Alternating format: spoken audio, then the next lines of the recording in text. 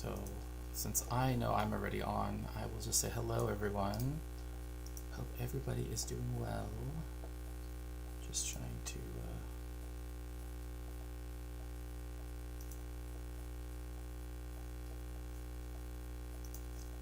Hello, Gems. We're going to be covering, as I said, the Human Rights Watch report. All my dreams have been as my title obviously says. As my announcement obviously says, the displacement of Palestinians in the West Bank. So that's going to be fun. You're Shakespeare. Yeah, I'm here. Yeah, well, all your dreams get to be erased for a second time. So Okay. you get to remember forever. You Okay. remember more bad things.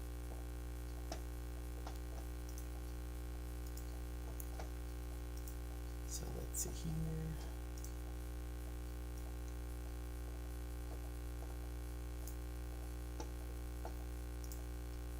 Okay. So whenever you're ready. Yeah, I'm ready. Okay. I don't know if you want me to start or whatever. Yeah, go ahead. You can start. The Israeli soldiers came and told us to leave. No one told us where to go, just to get out of there. My fear is that what happened in 1948 will happen to us here. I have an inner belief we won't be able to come back ever. Nadim and displaced from Khartoum refugee camp, March 26, 2025. Nadim M., a pseudonym for a 60-year-old father of four, was forced to flee Tulkarem refugee camp in the West Bank of the occupied Palestinian territory in January 2025, when Israeli military forces raided the camp and stormed his house. He told Human Rights Watch that Israeli soldiers restrained him with zip ties, searched his property, and then ordered him and his family to leave, warning them that if they turned to go to the left or to the right, they would be targeted by Israeli snipers who were deployed in high places nearby. With no clear destination and no information about available shelters or humanitarian assistance, Nadim M. and his family found refuge at a local mosque that opened its doors to displaced residents from the camp. On January 21st, just 2 days after a temporary ceasefire was announced between Israel and Palestine, armed groups in Gaza, the Israeli military launched Operation Iron Dome, a large-scale operation in the West Bank that involved Shin Bet, Israel's security agency, completed plans. Senior officials claimed the operation targeted militants in refugee camps in the northern West Bank governorates of Jenin and Tulkarem. The operation emptied the camps in Jenin, Tulkarem, and Shams of virtually all its residents, making it the largest displacement of Palestinians in the West Bank in one operation since 1967. And months later, the camps remained empty, approximately 32,000 residents displaced. Since then, the Israeli military has demolished 850 homes and other buildings across all three camps. Nadim M. and his family have not returned to their home, having struggled to live elsewhere in the West Bank. Okay. And so, like I said, Envy and I are going to be reading through this report together. Very important on the West Bank and everything. And so, what I want to sort of highlight here in this particular chart is the silhouette that you see, right? This is as of the 31st of August. So, it's much higher now. But you can see the amount of people, right, that have been displaced from Jenin, Tulkarem, and Nur Shams, and are mostly refugees. Again, these are people that have never been able to return to their homes since the Nakba, right, in 1948, and technically also late 1947. And so one of the things we get are these sort of like testimonies from people that say no one told us where to go just to get out of the camp. There were drones circling around, right? We could hear the sounds of destruction. And then my fear is that what happened in 1948 will happen to us here, right? And that's by Nadim, who was mentioned a bit earlier. And again, these numbers are staggering. Like this, it's multiple pages. So if they are forcibly expelled from their homes, left with what they can carry, right, and all this stuff,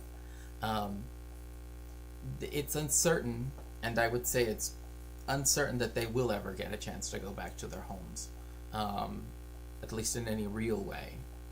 I was not able to take, like, we have Anud saying I was not able to take anything with me, just my ID and my purse.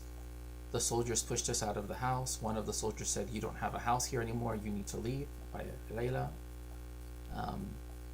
I have an inner belief that we won't come back, and we won't be able to come back ever, right? So this is Human Rights Watch stating the following, right? As well as from the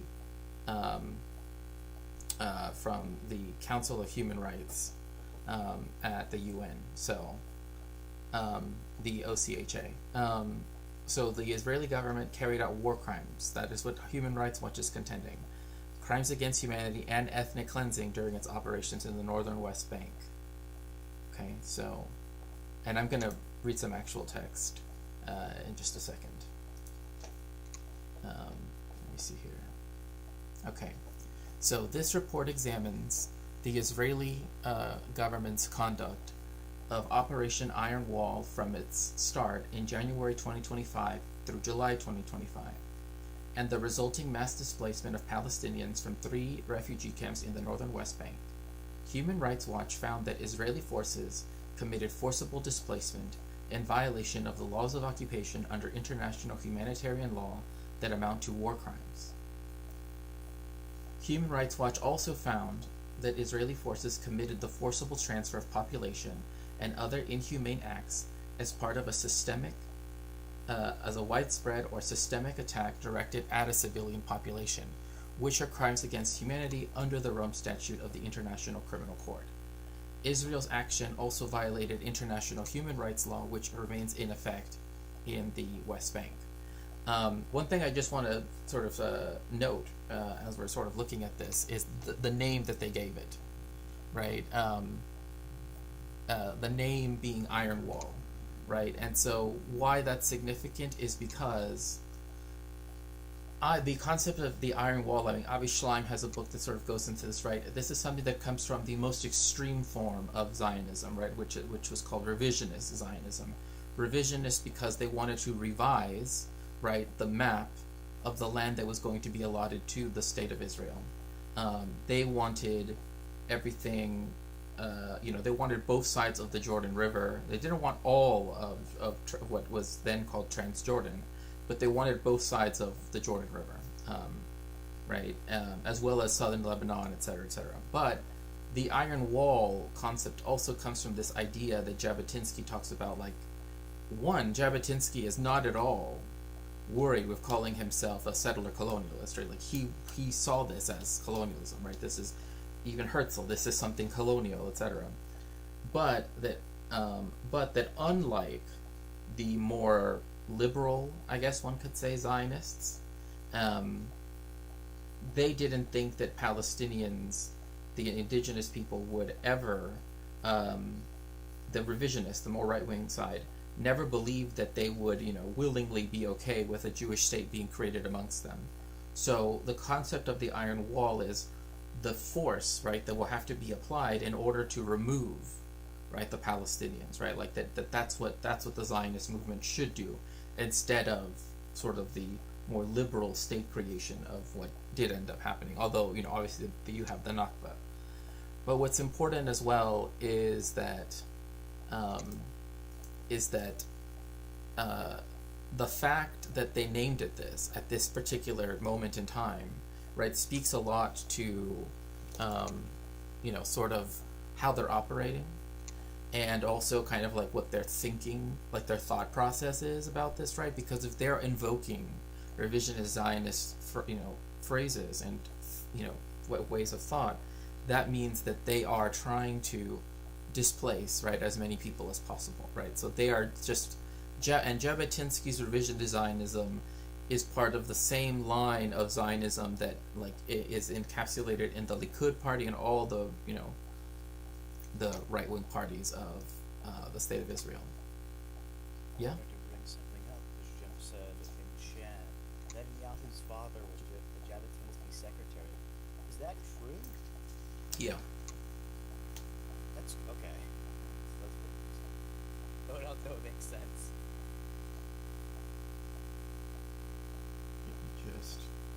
And I apologize. I just need to find my. There we go. Yes, hello. It's good to see you, Planet. Yeah, I don't know about the buzzing. I honestly don't know what on earth that could be. Maybe. I don't know what the buzzing could be either, because I can't hear the buzzing. Oh, you know what? People are saying that you're really low. Let me raise your volume a bit. Okay, now you should be good. Yeah, but I don't know what the buzzing is, because I don't hear any buzzing from your mic or Discord. So. Yeah. I just put up Envy's voice a bit more. So what else were you gonna bring up? I apologize. Oh, I was just bringing up what Jim said, that Netanyahu's father was Jabotinsky's secretary. Yeah, like. Yeah. Which I feel like makes sense. Makes sense. That makes a lot of things make sense. Another thing too is that the movements, right, the two particular paramilitaries that were associated with the revisionist movement were the Lehi and the Irgun, which both were considered terrorist organizations in their own time, but also by the British, etc. But also and committed massacres like at the scene. It's Jaeger, and then Deir Yassin, and then also at Tantuha, which I've gone over before, although that was also done by Hahagana, which is like the more respectable, viewed one, I guess. But the other thing I would also want to add is that, like, these come from pre-state establishment things that then become solidified once the state of Israel is created. And the first kind of person that gains power with revisionist Zionism as their sort of ideology is Menachem Begin, right? So, still low?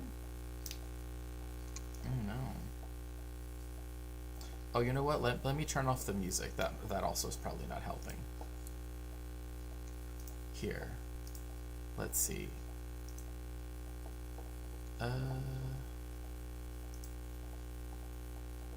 see. Can you speak again? Andy? Oh. Hello. Sorry, I had my mic muted. I thought I muted it. I guess I didn't. Is that better, Planet? Because I don't know what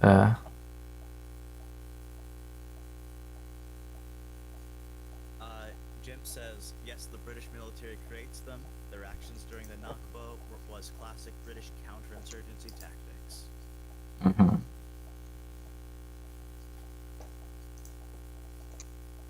Which is... Jim also says, village burning and massacres were what was taught at Sandhurst Military Academy. Makes sense. Just to quickly go from that, like, another thing to keep in mind is that the International Court of Justice gave its advisory opinion in October of this year, right, which is added to the advisory opinion of the court of June of last year on the obligations of the State of Israel in relationship to the occupied Palestinian territories, which would be the West Bank, which is the main thing of this report, and Gaza.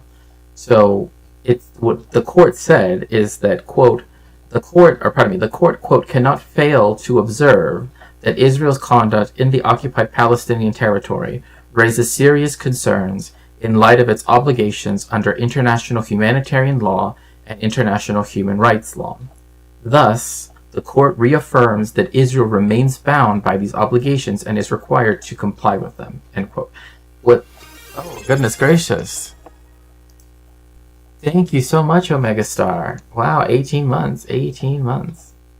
Amazing. And just to remind everyone, on my end, I have a stream dono goal that if you do !dono, you can either do so via Throne. There is a thing there, and that's the progress bar you see.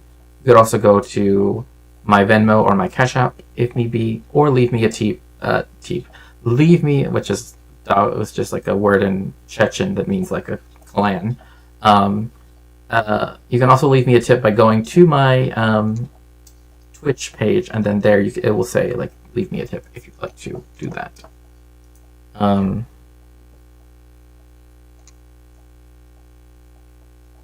Oh no!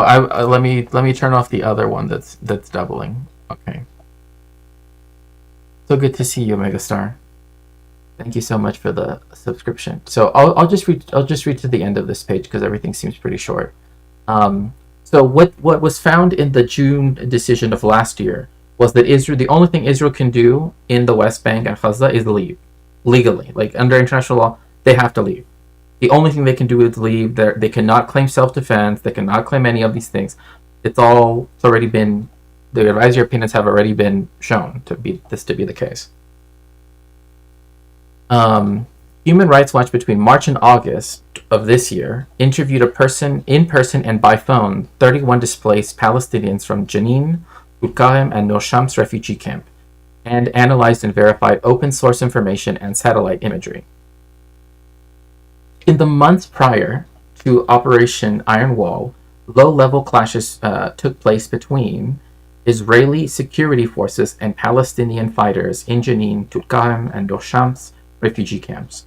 There were also small-scale clashes in the immediate days leading up to and during the operation in each of these two refugee camps. On January 21st, the Israeli forces carried out a massive raid on Jenin refugee camp, deploying Apache attack helicopters, drones, bulldozers, and armored vehicles to support hundreds of ground troops. So, again, like, when the state of Israel and the United States uses rhetoric of, like, oh, invasion or whatever, it's like, they're the ones doing the invading. Right? Like, Venezuela is not invading the United States. Mexico's not invading the United States. Nobody's invading the United States.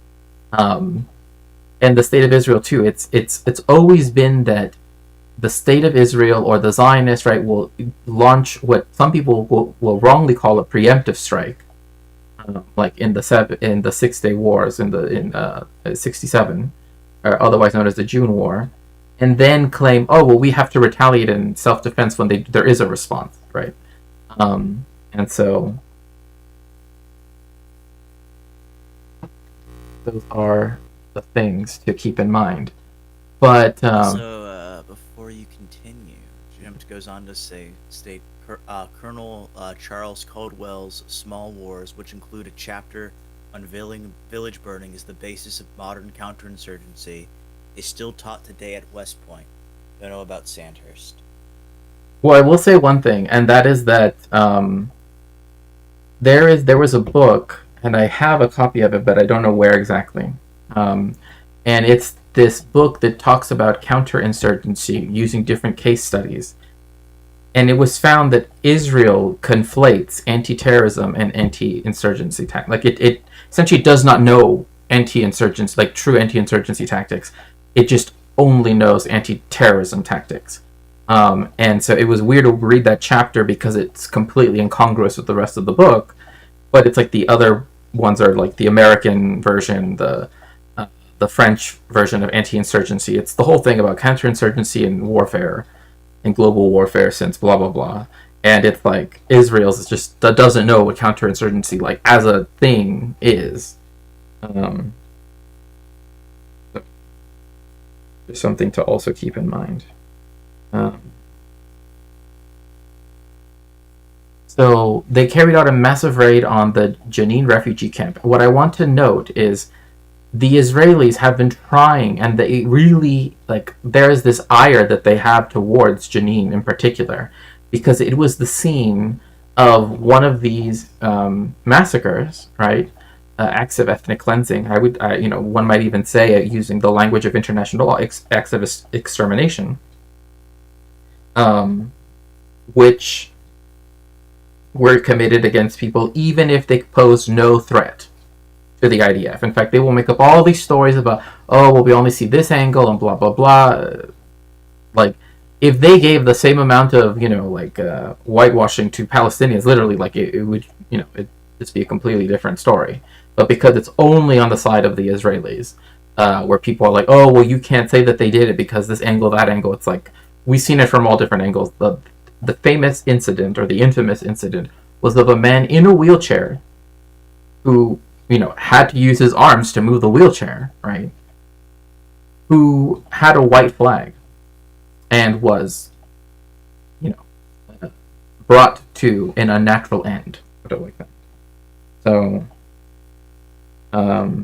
that's just something to also keep in mind when it comes to this as well, right? That like they really hate Jenin, right? Like this is one where and remember, they've already destroyed the roads here. They've done everything they can to try to, right, like take away as much, to bring about conditions that, bring mental and physical harm upon the inhabitants, to then cause them to leave, right? To make them self-deport, you know, considering everything, right? Uh, Israeli troops forced residents from their homes amid active military operations. Residents who spoke to Human Rights Watch said that they saw bulldozers demolishing roads and buildings as they were being expelled. Similar operations took place in Tulkarem refugee camp on the 27th of January in nearby Nir Shams, which Tulkarem is it's part of the northern West Bank, but it's closer to it's like right on the western sort of border, if we can even say that, of the Green Line, right, between the occupied Palestinian territory and the state of Israel, following the same pattern of displacement and destruction. We want to pick it up from. I wanted to say before we continue, I don't know if you were making a reference to the stuff we were reading the other day, but yeah, it seems like like the tactic of the like a similar thing that's happening in America, where they are making life so unbearable for certain groups of people that they are forced to leave, if not explicitly deported, made conditions so horrible that like people are fearful of their lives, fearful of what's going to happen to them, where they're going to go, because these people being deported, we don't know if they're being deported even from whatever country they immigrated from. I don't know if that's the case, because I know obviously there was the with CCOT. Obviously, not everyone who went to CCOT, I don't think, was from um, um, blanking on the name of the countries. Was it El Salvador? Yeah, CCOT is in El Salvador. Yeah. I don't think everyone who got sent to CCOT was even from El Salvador. No, and that's why when I did do a stream on this, I talked about the principle in international law of non-refoulement, which is like you can't just send people to some random country that they have no like tie to, they have no way of like living, essentially. So that is against the international law. So.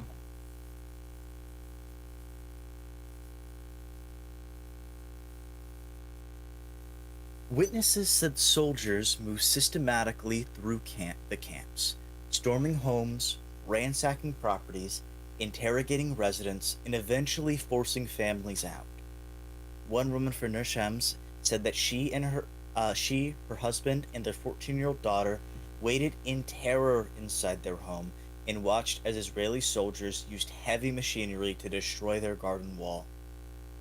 Before ordering the family to leave their home and exit the camp.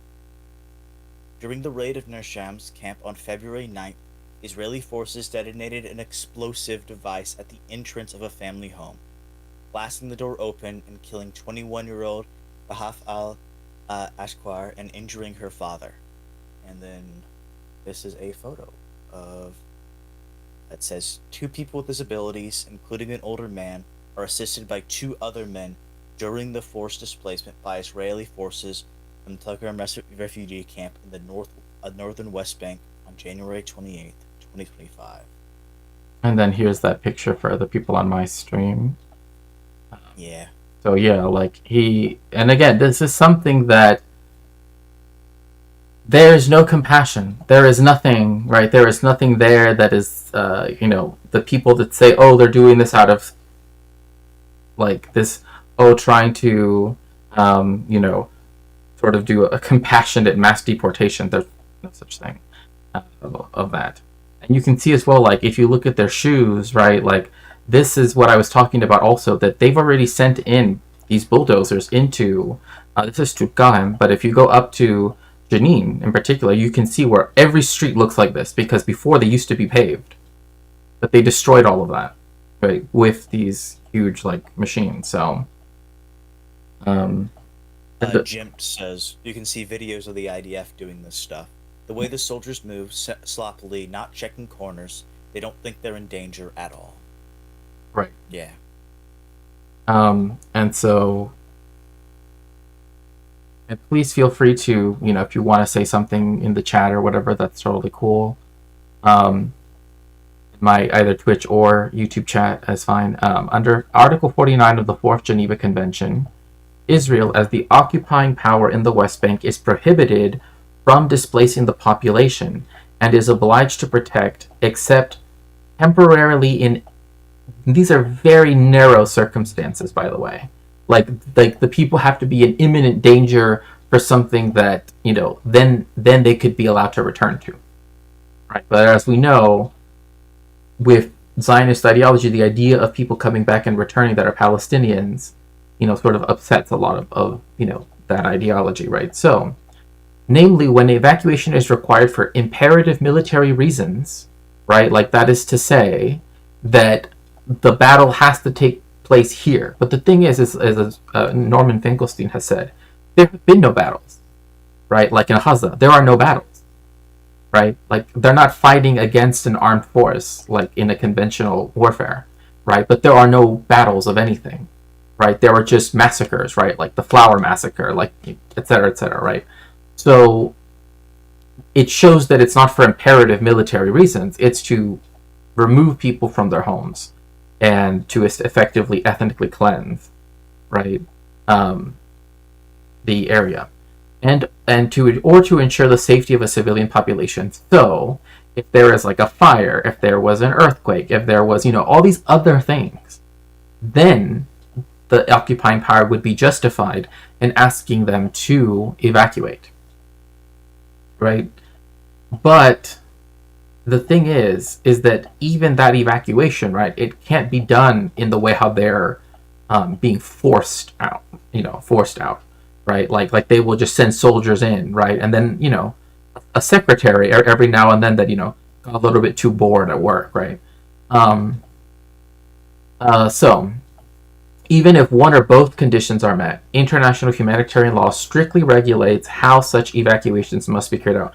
And I know on my stream, I've gone over particulars in international law. Like, I have, my books and all these other things that I can sort of go through. I don't have them on me right now, but like we've gone over that. Like, it particularly states, like, you have to give them warning. You have to let them know where to go, what to do, and already have something set up for them to go to. You can't just say, oh, you have to leave, right?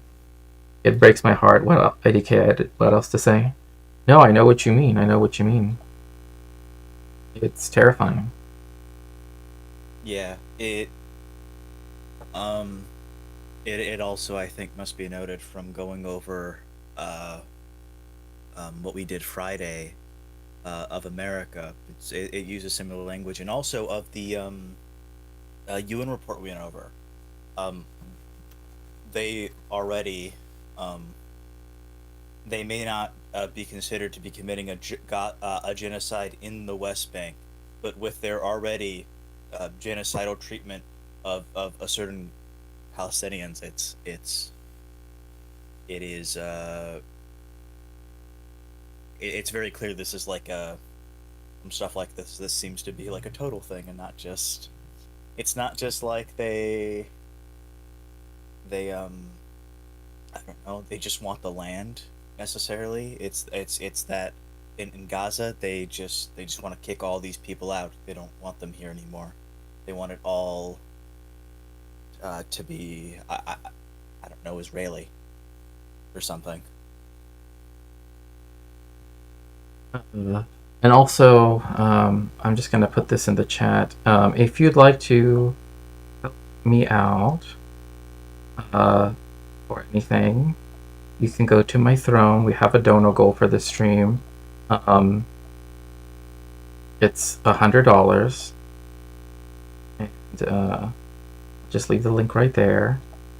And if people want to go to it, or go to my Twitch, or do exclamation point dono, or go to, which will have my Cash App, my Venmo, etc. And also you can go to my Twitch page and tip there as well. So if you have PayPal. Even if one of both conditions are met, international humanitarian law strictly regulates how the evacuations must be carried out. I'm sort of wishing I would have kept my, because I have quite a bit of this stuff like on hand, but I don't remember which binder I have them in. Anyway, moving on. The warring party must evacuate people safely, give them access to food, water, and proper accommodation, which is why I said they already, if they know something is going to happen, hence why they need to evacuate, they have to make the conditions for them to be able to live somewhere else temporarily, right? It can't just be, you just push them out. And allow them to return once hostilities in that area have ended. But the thing is that it's the IDF conducting the hostilities, right? And that's what makes it so, I would say. I have a question about something. Yeah. I assume, would proper accommodation include stuff like even if for people who are like able-bodied, would it be providing accommodations to those who aren't able-bodied to help them with transport and stuff like that? Yes. Okay. Well, yeah. I was brought that up because in this you see these people above. We see the two people, and they have to be helped by. I assume these aren't Israeli soldiers helping them. So right. And yeah. And this actually goes to another article that I sort of have been reading and using for my own research.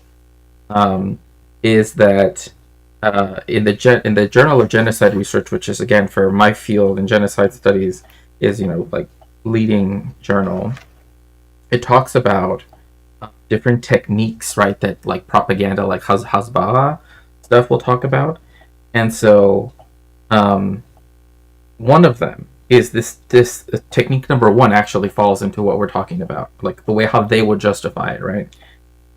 Quote, the denial technique of defensive obligation operates by framing large-scale violence as both a legal right and a moral duty, a justified necessity.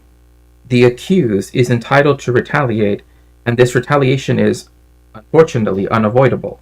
The technique relies on and synthesizes two distinct frames. We are acting in self-defense, and we had no choice. It is a form of what Cohen and I think I cited. I want to make sure that I don't want to give the credit to the wrong Cohen. Stanley Cohen, that's right. Stanley. I haven't. Okay. The accused does not deny killing occurs. However, he assigns a different meaning to the deaths, usually a euphemistic one. It's a defensive war, not a genocide. Right. So, wanted to say. It's you the beginning of what you said. It's not just a moral right. Like it's just good. You know, this needs to happen regardless of the law. That, like you said, also framing it as a legal necessity, which is why I'm glad you're here because you know a lot about the legal stuff, and so it is it is important to note that Israel isn't just acting, um, um, morally bad, but legally they're fine. Uh, they are going against law, against laws in place, against things that are in place. Hmm. Uh, it is.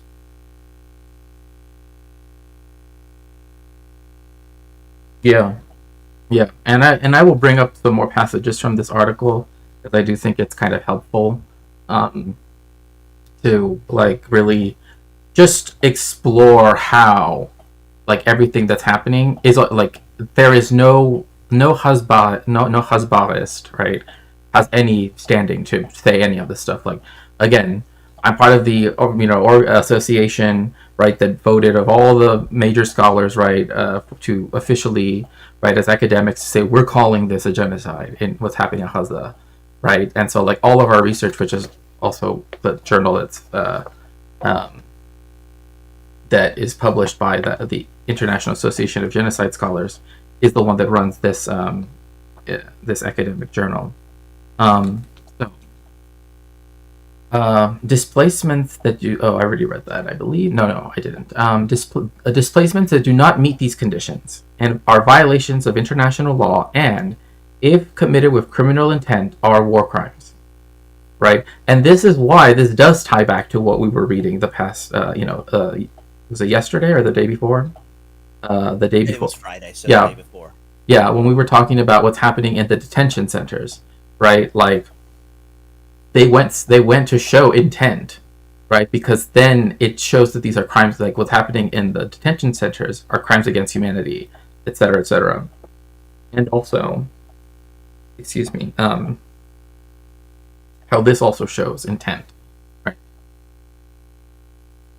When forced displacement is committed as part of a widespread or systemic attack on a population, excuse me, thus reflecting state or organizational policy. Also, by the way, the people say, well, it's just some commanders and it's not this and it's not that. You had the Minister of Defense, right, saying, you know, lo hashmal, lo hazon, ein maim, ein delek. Right? Like, no food, no water, right? No electricity, no gas, right? Like no uh, stuff like that, right? Like we have them saying it, they keep saying it, right? There's nobody, no matter how many, no matter how lone of a box, right, a Hasbarist denialist might be, it's already been shown that these things are done with intent. So, and it's a systemic state thing. Uh, it can constitute a crime against humanity. These actions also may also be considered ethnic cleansing.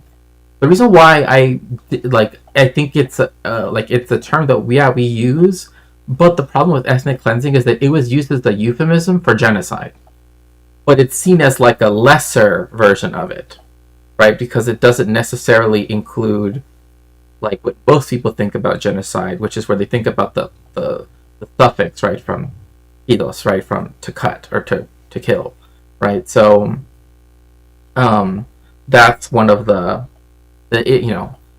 so they'll say it's ethnic cleansing, but it's not the other, and it's like in my own, like I've already argued this here in my own stream. I believe that they are overlapping, right, constitutive things, right? Like one doesn't happen without the other, right? So, but again, ethnic cleansing is a non-legal term, non-legal. So this is not something that is used in the international, legal system. That is to say, it's not seen as being like, oh, a lesser form or whatever. It's something that is used precisely because, right, it was used during the Yugoslav wars, right, during the Bosnian genocide. So policy to remove an ethnic or religious group from particular areas, quote, by violent or terror-inspiring means, end quote.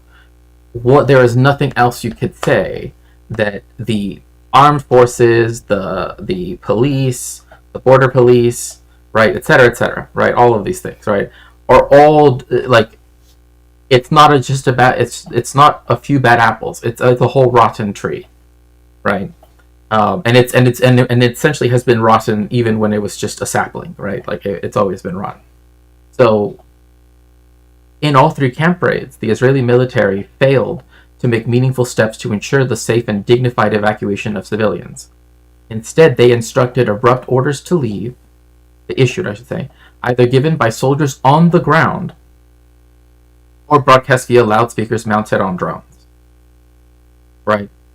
Like, that is just horrifying to me. Like, the fact that they have these drones, which are always surveilling, right? Like, all Palestinians are always being surveyed. They're like, but to have it being, like, to leave your home, right, is, yeah.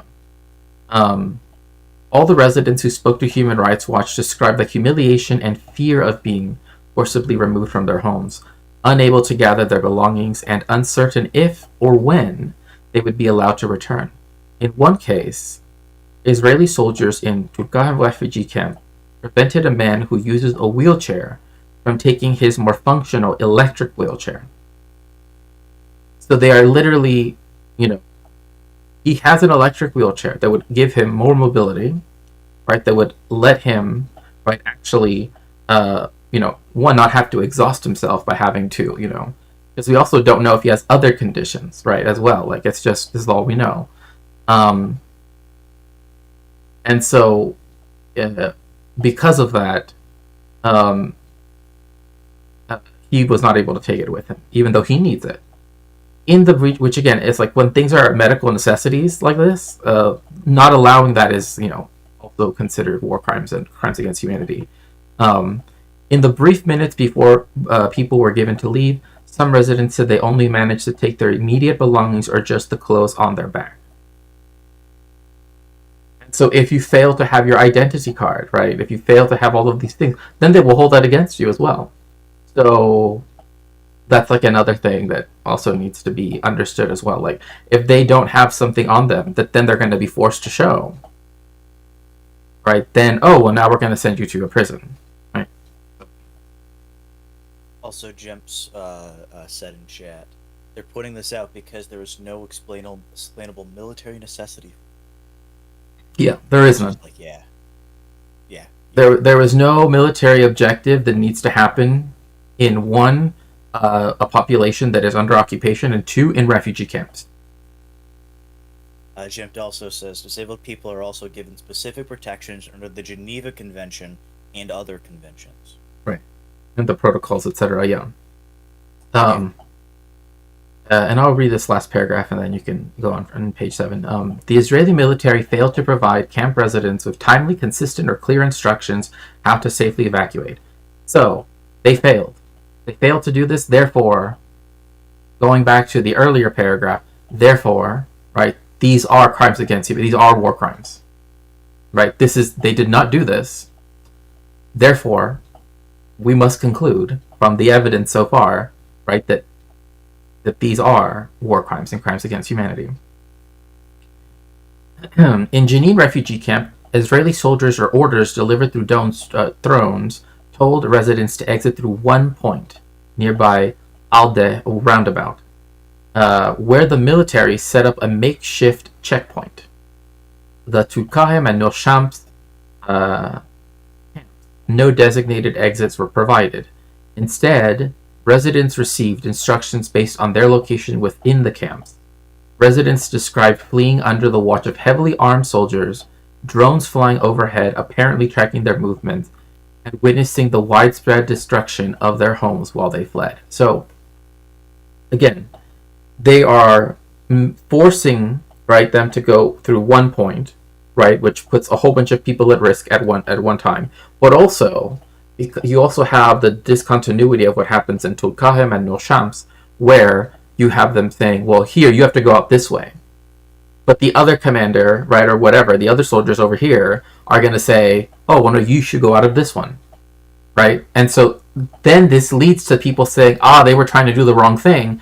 That is why we, committed other atrocities, right? let alone that after they left their homes, right? Which again, if they were truly there to do something beneficent, why destroy their homes, right? That this is the thing. This is why we can. This is why intent can be understood in these actions. So, Human Rights Watch found that repeated and unlawful displacement of Palestinians from their homes and places of refuge in Gaza since October 2023, Israeli authorities created a complex evacuation system and the designation of so-called safe zones for civilians. Despite these measures, Israeli forces unnecessarily put displaced people in harm's way, which has amounted to the war crime of forced displacement and crimes against humanity. Forced displacement is a crime against humanity, right? And that is both if you make the conditions of life so horrific that people leave on their own accord, right? Because they know they can't stay, right? And also, right, telling people you have to leave and never allow them to come back. Right? So, therefore, by comparison, the Israeli forces that emptied the 3 West Bank refugee camps of their inhabitants in early 2025 did not make such efforts. So, in Gaza, they said, oh, you have to evacuate to the south, to Rafah, and then to Al-Mawasi, right? But in the West Bank, they don't do that. They don't even pretend as the Israelis do in Gaza. Here they just say scram, right?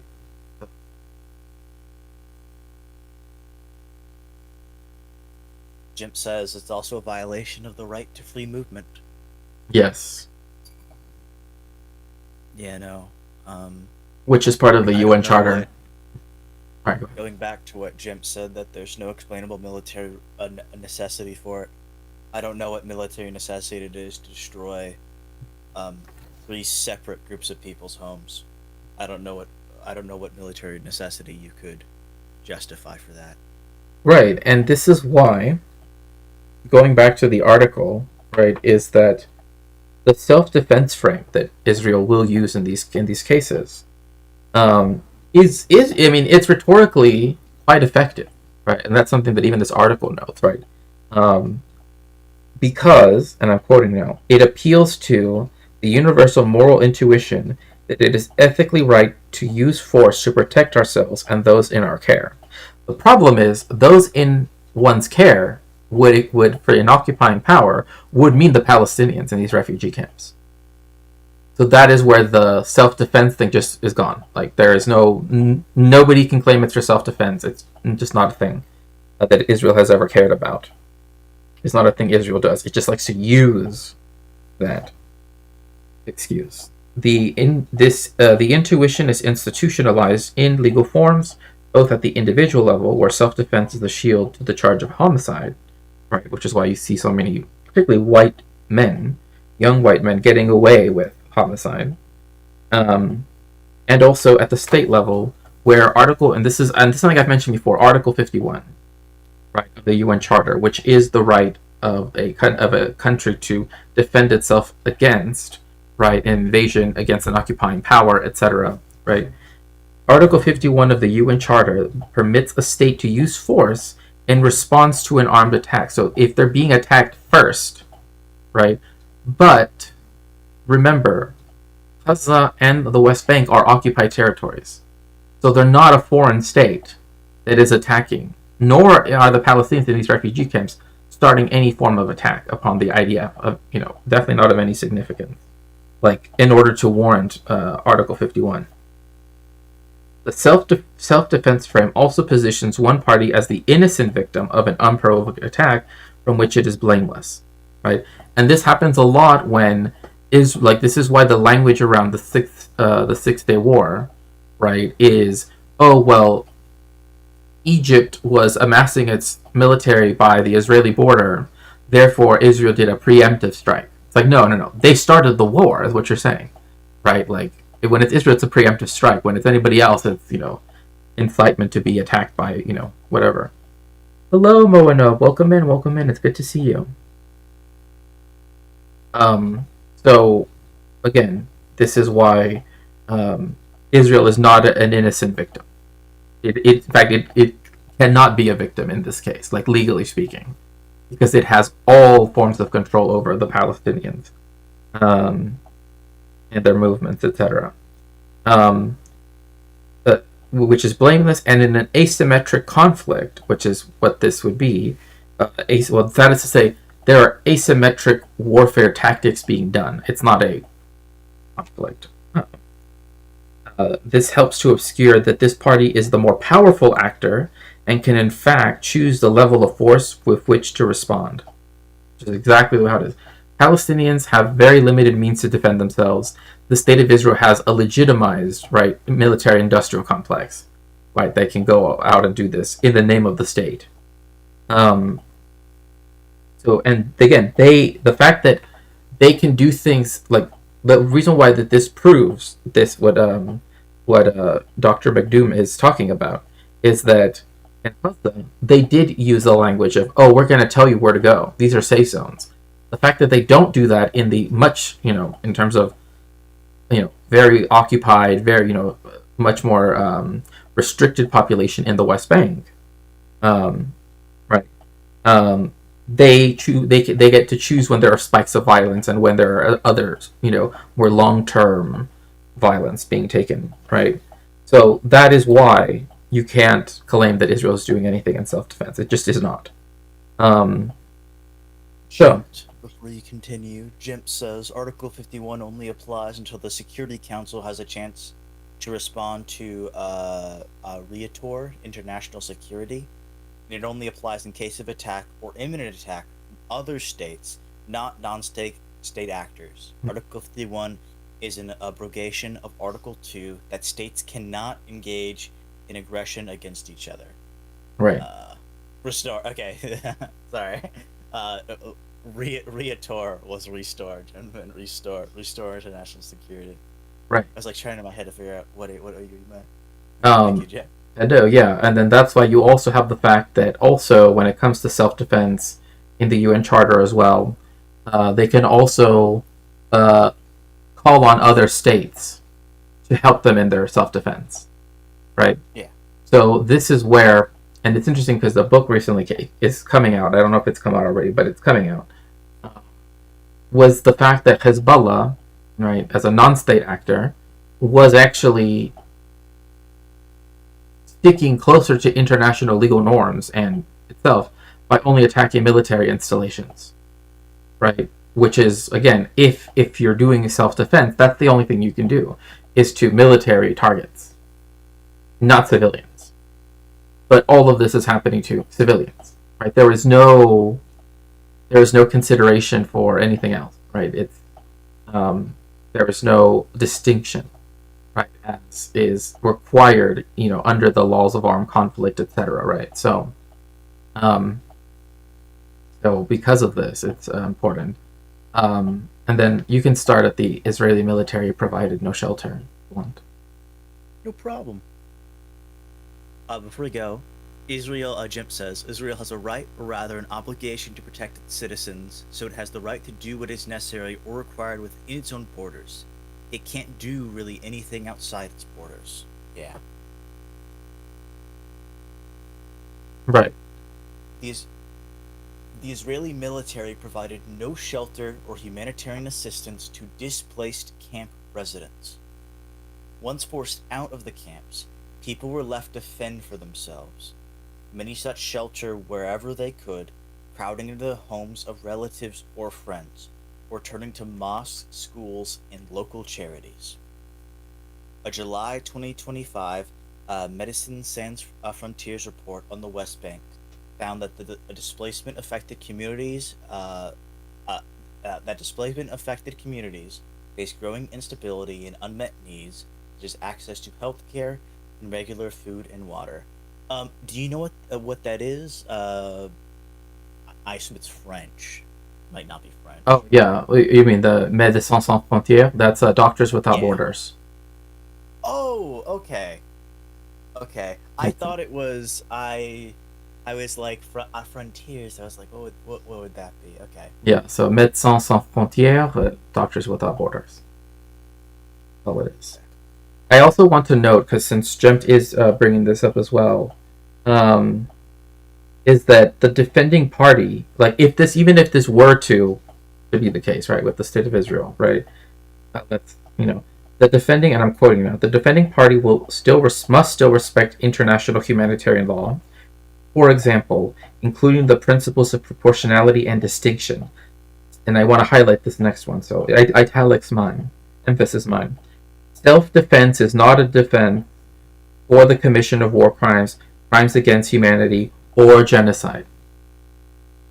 So, the state of Israel, no matter what state, do you recognize that the state of Israel has the right to vote? It doesn't matter. It does not matter whether you think it does or not. It says we already know it can't be used for defense. It can't be used for defense for these things, for the perpetration of these crimes. Yeah. So, Yeah. just to highlight that.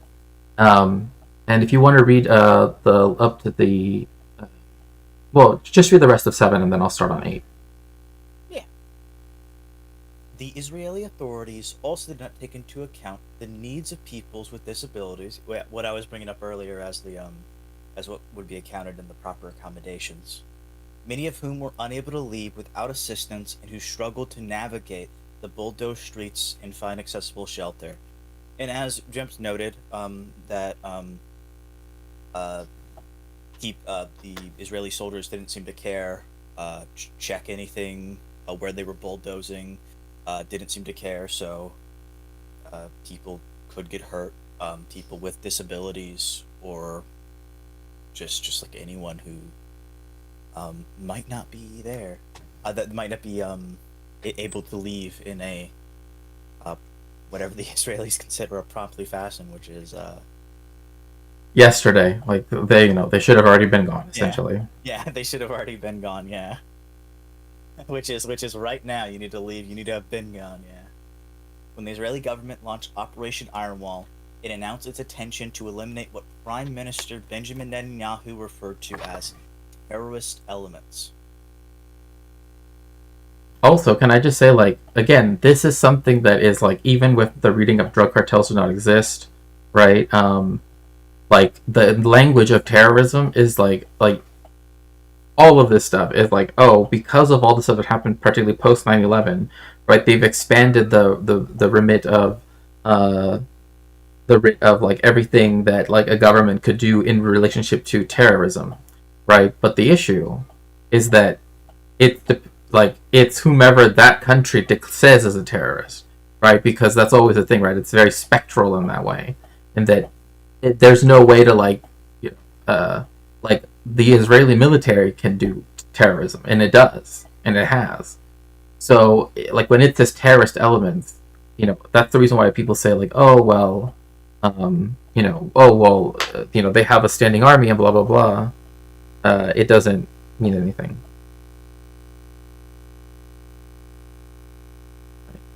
Essentially that um, that no matter what they do, right, by saying, oh well, they're terrorists, right, it does not mean that their obligations are still not there, right? In fact, and I want to just cite here, since I think it's important, the reason why the Human Rights Watch brings this up is because this was something that was specifically given in an advisory opinion in the ICJ back in 2004. So this isn't a recent thing that they've said that Israel has these obligations and et cetera, and that therefore they cannot use it to justify X, Y, Z. This was done again like 20 years ago, essentially. So so over 2 decades, this was already been decided from when this right here was published, and from when the stuff is said to have happened. Right. When the stuff has happened. In here. Also, Jemp notes, they tore up the streets with the broken spike on the back of the bulldozers. That endangers the IDF more because it makes it much easier to plant IEDs and also harder to detect them. Which it actually, I think, did I just read about that? No, it's coming up because I was reading a little bit ahead. But yeah, they talk about how well we're just trying to get rid of stuff because they might be in the buildings. It was what it's about to come up, and and in the plink and in the streets, and Jim's bringing up, but what they're doing already is actually making it even worse for them. Yeah, Seriously, no, making it even worse for them yeah, for their what just doing this. right. And not only that, but like I don't want to bring up unnecessarily, so I won't say who I'm talking about, but like even when they like do let people go on when they do raids, right? It's like in many ways they do want soldiers to be harmed, right? Because then the Yeah, disproportional, right? Because they use this rhetorical strategy of self-defense, right? To then say, well, that's why we have to respond with overwhelming violence, even though that doesn't it's follow, right? it's like with how America when one um when one person who's like an immigrant or said to be an immigrant does anything bad, it's all immigrants are bad, but the U.S. citizens, police, ICE, they can't be the ones doing anything wrong. They were just individuals, you know. But then you have all these extreme stuff happen to these groups. Mm-hmm. And I'll let you finish if you want to. Prior to publication on October 15th, 2025, Human Rights Watch wrote to the Israeli military with an overview of those reports, preliminary findings, and a list of questions relating to its research. The IDF International Press Desk responded by email on October 29th, 2025, and this response is reflected in the report and reprinted in full as an appendix.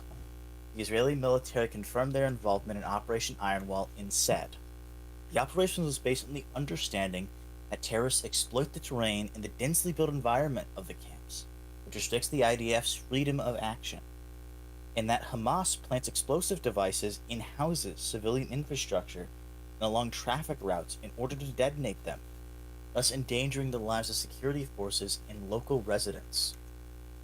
Does it go on?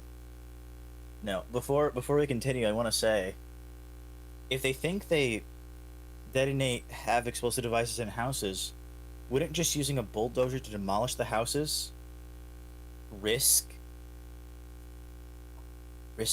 making devices? I don't know how explosives work, but I assume they would be Yeah. set up in a way to Yes. where that would make them explode. So clearly not if you're just using bulldozers immediately. Yeah. I mean, again, like this is the reason why, like when they say, like, oh, like what happened with Al Shifa Hospital, right? And they said, look at these things that we found, right? And even if when even CNN is like, some sketchy stuff happened here, right? Because they're like, why would they put weapons next to an MRI machine, right? Yeah. Like, Yeah. okay, yeah, like people have seen like what even just wearing like jewelry could cause, horrific damage to someone's body, let alone like a chair or something. But they're talking about weapons, a whole stash of weapons, and it's like all you do is just turn it on. They just, all. So yeah, it's yeah, Uh, Golda Meir, former PM of Israel. We can forgive the Palestinians for killing our children. We can never forgive them for making us kill their children, is what Jim said. yeah, those And then infamous. Jim immediately says another thing after I read that. They actually put weight-dependent pressure plates on their buried IEDs, meaning it would only trigger when a heavy vehicle, like a military vehicle, passes over, not civilian.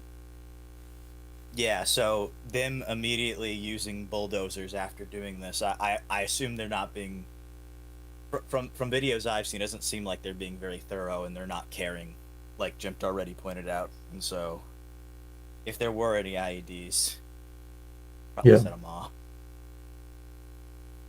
And so again, this is why I think that this other article kind of goes really well with this because of the fact that um, and so where did you leave off? We're on page 8 now. Okay.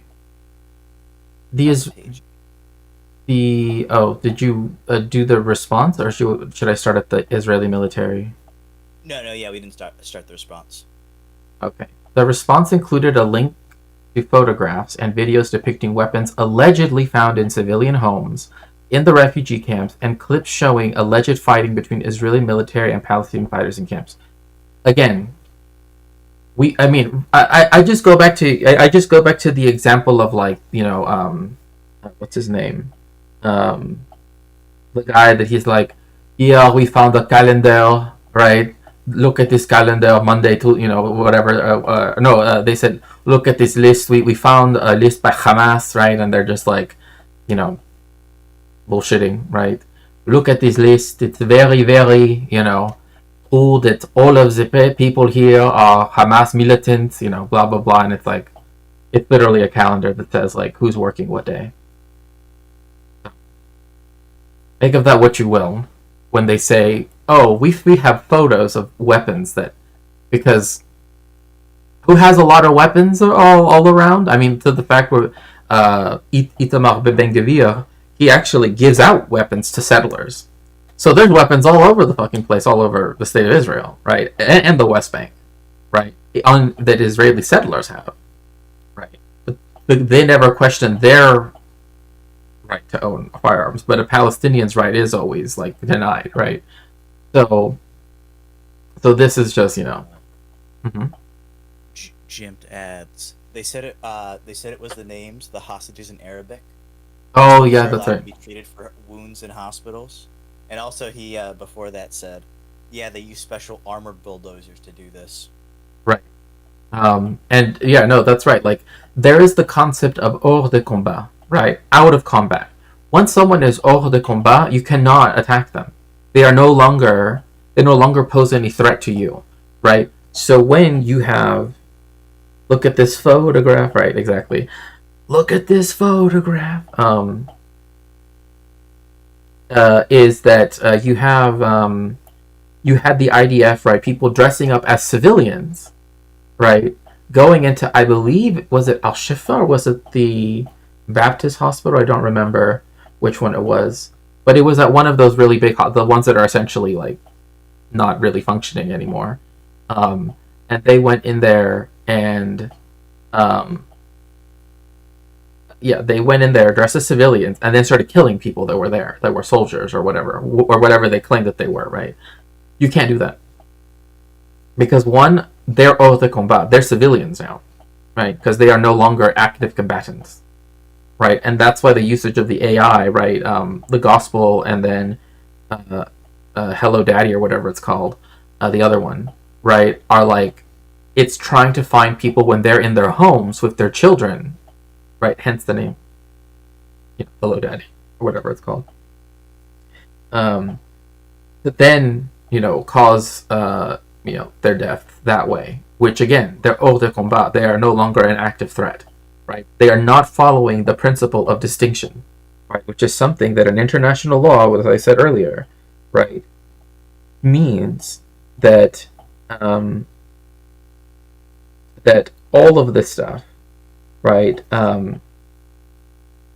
goes to show, right, that there is like intent that can also be read through, even if we were to take this as a reference by the state of Israel, right? Then that's where the concept that Dr. McDoom brings up, the concept of vengeful intent, right? But when you do the self-defense thing, then that's supposed to negate the idea that this is vengeful intent. But since we know that this is not true, that they are not doing this according to, for any self-defense reasons, right? Then vengeful intent is something that can be like brought up in terms of this. The Israeli military did not explain why the displacement of the entire population of all three camps was necessary to achieve its aims, nor whether alternatives had been considered. So again, from its own actions, from its own, its own spokespeople, etc., they don't explain why it was necessary. Therefore, the displacement was completely illegal, right? And the fact that there were no alternatives, they didn't even consider one, as far as we can tell, right, also speaks to their guilt, right? Hello, Bad Lefty. Good to see you. Good to see you. Welcome in. The Israeli military, rather, it stated that the, quote, IDF has had to operate for an extended period of time as required by operational needs and the circumstances on the ground, end quote. That is the most vague thing I've ever, oh, we have to be there for an extended period of time due to needs and circumstances. Like, what circumstances? What needs? Right? Like, that you have to provide that up front. You can't say like, oh, the IDF works in mysterious ways, right? Like, you can't do that. Doesn't make any sense. The response did not answer Human Rights Watch's questions about whether Israeli authorities had attempted to provide food, shelter, and access to medical services for the civilian population it has displaced, as required under international humanitarian law, right? So even when we were talking about Broadview, right, where they're being denied medical services, all of these other things, right? It's like, this is why, like there is a chant that starts from Palestine to Mexico, right? Because of this, right? Like there is a continuity of these similar crimes being committed, right? But again, these things have to be provided to people, especially if they're civilians, because it's required under international humanitarian law. So Article 49 of the Fourth Geneva Convention only permits the displacement of civilians for the security of the population in an area or for paramilitary reasons, which is what they said earlier. The Israeli operations actually undermined the security of civilians affected and for the displacement to qualify as a military imperative. It must be so essential that its failure would jeopardize an overall military objective. So, by doing what they did, they've actually proven their own guilt. Right? Like, this is the only thing that you can really conclude. Right? Because the Article 49 of the Fourth Geneva Convention is very, very, very limited reasons why it could ever be understandable. Welcome in, Reference Frame. It's good to see you. And so that is something to also keep in mind. It is not sufficient for the Israeli military to seek to justify whole-scale civilian displacement solely on the basis of possible Palestinian fighters, weapons, or installations in the refugee camps. And that's precisely the thing. Like, the fact that they even try to produce the photos and the videos and all of that stuff is like, that is something that would not warrant the mass displacement of people. That is not how that works. Like, you cannot mass deport, right, a whole bunch of people just because there might be weapons somewhere where those people live. It's like a police officer in America,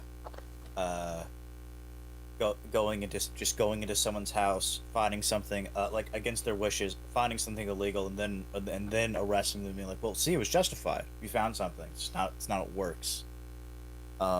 It's not how it works in It just seems so. I don't know, because like you said, it's just the possible. It is just that there could possibly be there. It's as from what it's sounding like, it's not like they're getting any information. They found anything out. They actually had like a reasonable suspicion that there might be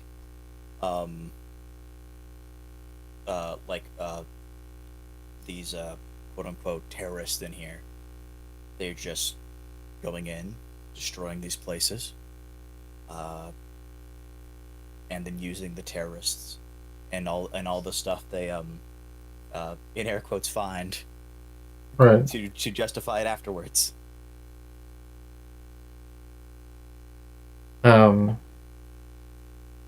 Yeah, and another thing too that, like, when it comes to genocide studies, it is important to keep in mind is that when it tries to frame this violence, right, that it's perpetrating against the Palestinians as reactive, like righteous, right, like, oh, we have to do it because we have a moral obligation to, or whatever. What that does is that it is then used, right, to essentially deny, right, any form of solidarity or empathy, sympathy, etc., with the other population, in this case the Palestinians, right? It's to try to deny them that. And so then they can claim, how dare you question us, right? So we're supposed to be indifferent to the victim, but for the perpetrator, it makes the criticism of what they're doing well, I'll actually give a quote because I think it's a good quote that kind of explains this, and this is from Jacques Semelon from the book Purify and Destroy. I mean, if you were interested in genocide studies, I would say it's probably a good book to read. It's very, very good, very well cited. Um, the political uses of massacre and genocide, which I will have to put on my throne at some point because I need a physical copy. But um, by the way, also just a quick aside, if you would like to help reach the donor goal for today, which is fine. If you can't, please help yourself first.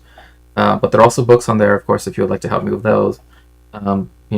Please feel free to donate by exclamation point dono, and you can go to my Venmo, my Cash App, etc., as well as going to my Twitch page and tipping me if you need to use PayPal. So to quote,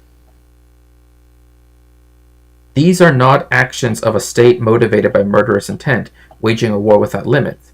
They are the actions of a state fighting a defensive war it did not seek. Right? Like this is how they keep trying to formulate what's happening in Gaza and what's happening in the West Bank. Right? Literally the Golda Meir quote. Right? The Golda Meir quote. That it's their fault that we have to do this to them, which is the same logic also with immigrants in the United States. Like it's literally like, oh, it's their fault that we have to do these horrific things to them, right? It's so under the Fourth Geneva Convention, the occupying power needs to demonstrate.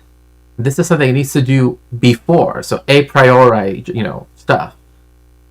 Demonstrate that evacuating civilians was the only viable means, right? And technically, this would be post-talk as well, but still, point being that, like, they have to showcase this, right? They have to show that they thought about this and came to the conclusion that this was all that they could do, right? And we understand that them leaving the West Bank, right, going across the Green Line and going just only staying would actually be, the only way to actually, effectuate any peace at all. However, even had the government demonstrated this, it would also need to show that it safely evacuated the population, provided them food and shelter, and ensured their return as soon as hostilities in the area ended. Again, none of these things are the case, right? They did not safely evacuate them, right? In one camp in Jenin, right, they made everyone go through one gate, right? Like, think about this. It's essentially surrounded by a wall. It's like walled off, has very few exits, right, more or less, so that people can sort of think about it in their heads. They're saying you can't leave from any of these exits. You can only go through like this gate, right? And so that means and there's thousands of people, right? Thousands of people living in this refugee camp in Jenin.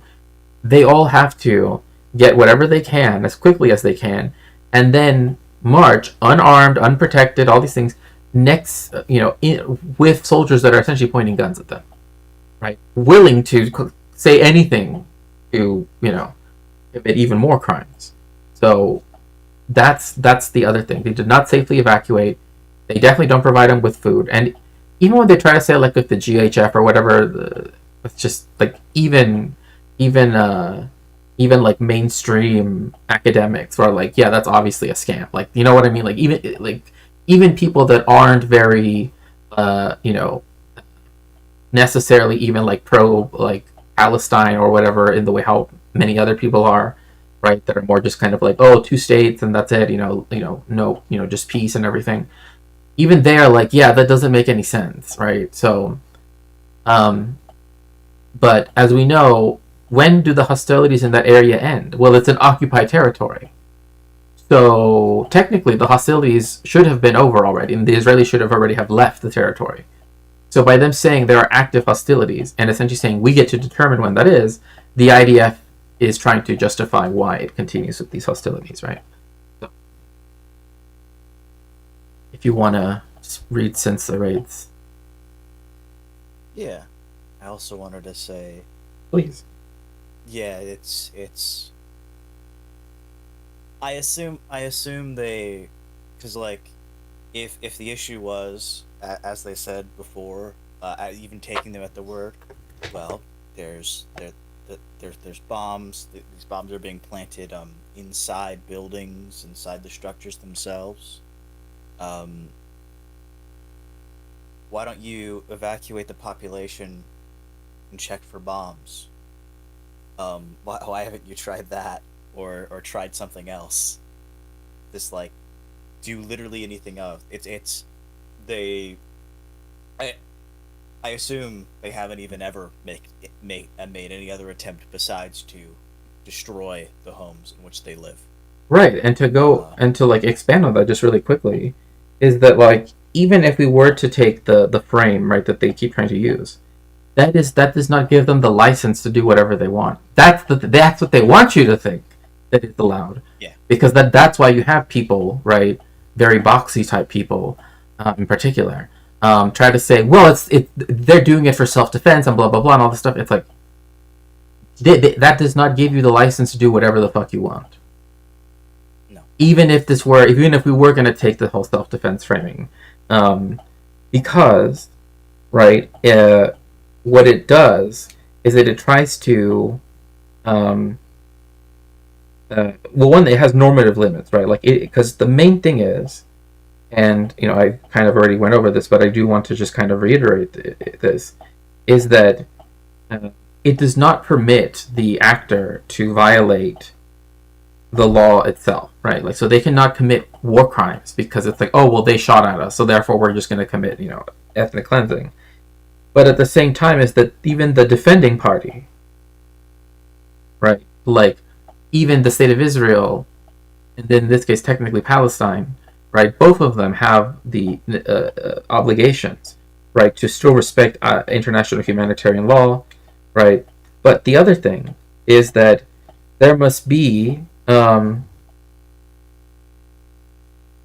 and there must also be another understanding that Dr. McDoom sort of goes into a little bit here that I know I've mentioned before, but there is also this thing where they try to like equivocate, right? Like, well, they did these horrible things, and they're doing the IDF is doing these horrible things, so we can say that this one is worse than that one.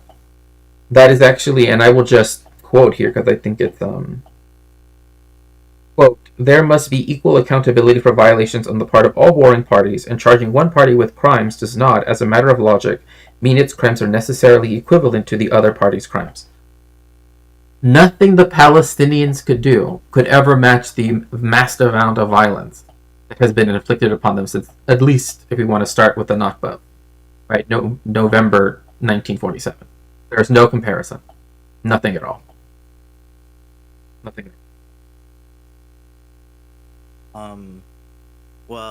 well, you see, Shakespeare, as Jemp said, it's anti-Semitic to require them to follow international law.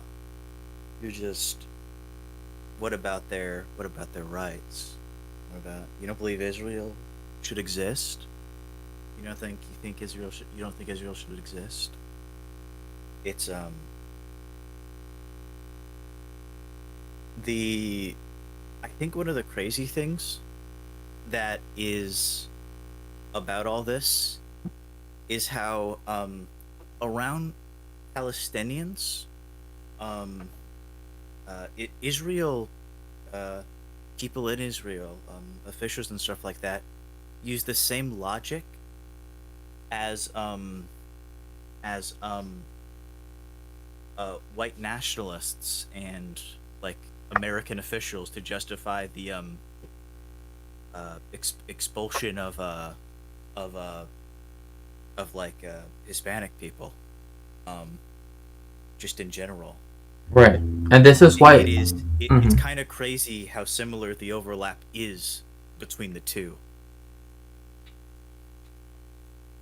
Well, yeah, because they influence one another. That's why I tell people definitely to read The Palestine Laboratory, right, by Anthony Lowenstein. Very, very good book. Shows how there's another book that I had a reading group for the QC that I will restart once we finish Drug Cartels Do Not Exist. But regardless, no, that's a good point to bring up. That yes, they always use this justification, this type of rhetoric, this type of language, in order to say, and this is why we have to do this horrific thing or these horrific acts in response, which is just But I do also want to just quote, even though I've said this already about international law, right? When I spoke about the ICJ decision, right? Is that quote, as a matter of international law, an occupying power, which Israel has been formally adjudicated to be by virtue of its effective and long-standing control over Gaza's land, air, and sea borders, cannot claim self-defense. This also goes to the West Bank. There's nothing that Palestinians can do in the West Bank that the state of Israel does not have some control over. Right? They can't even use the same roads. Right? They can't live wherever they want to, etc., etc. Right? So, since the raids and forced displacement, Israeli authorities have repeatedly and uniformly denied camp residents the right to return to the camps, even though they have no active military operations taking place in the vicinity. Well, look at that. There was no military necessity that they supposedly said that they needed to have, right? That they supposedly said that they needed to do all these horrible crimes with, right? Once the moment that hostilities end, that's when you have to start planning for people to go back to their homes. But they instead will destroy the homes, as they will go in a little bit. Israeli soldiers have fired upon people trying to reach their homes. What does that mean in this case? What if they're shooting at people trying to go back to their own house, right? That is using state violence, right, against people in order to mass displace them. It's literally a continuation of the Nakba, right? Before you continue, Jim points out that in the most recent ruling for Israel, they also can't use the excuse of the Oslo Accords. Right. Yeah. I mean, yeah. As much as certain people love to try to bring it up and be like, well, like this whole thing about like what happened with Clinton in 2000 and everything in 2001 is like there was nothing that Arafat could have done that they just everything was just on this promise that there would be one day, maybe one day that we'll recognize as a state. But the issue as well now is always that the Palestinians have to recognize Israel as a legitimate entity, right, and essentially let it have whatever it wants. Right, and so that's why, they can't use Oslo, they can't use any of that stuff. To me, I don't think they should be able to use anything, because the very fact the UN had the vote on the partition of Palestine is, in my view, illegitimate. Right, like there is no reason why that land should have ever have been split up in the first place. Right? There's no reason for partition, but also there's no reason for settler colonialism. So, and this is again proves that it's a settler colonial project. This is why the Iron Wall, being the name, right, shows that this is related to Jabotinsky. I mean, I have a book that has like a lot of his works in it for Jabotinsky, and it's like when he's talking about this again, it's that they will have to fight, and as he describes them as Arabs, but obviously there is a differentiation between Palestinians, etc. But that's the whole thing. It's like he even said, just like the indigenous Americans, right, fought against the settlers, so too will the Arabs fight against the Zionists, right? Like that's what the Iron Wall is about. Right? It's forming an iron wall to get rid of as many people as possible, because settler colonial logics mean only one. There's only one direction for it to go, always. Whether that has a liberal guise over it doesn't mean anything. Because I'm sure that people will say, well, these soldiers were just following orders, but really, they're really nice people. No. You cannot use... You cannot use the Nuremberg response to get away with this stuff. I know. So, while only very few whose homes have been slated for demolition have been permitted a short window to return to collect essential belongings, the Israeli military has bulldozed, razed, and cleared spaces for what appear to be bigger and wider access routes inside the camps, and have blocked all entrances with earth mounds and barriers. In addition, Israeli soldiers have taken up positions inside the camp where Israeli flags hang from the building. So, reading this, what can we conclude is happening with these actions? What is it that the state of Israel is trying to do?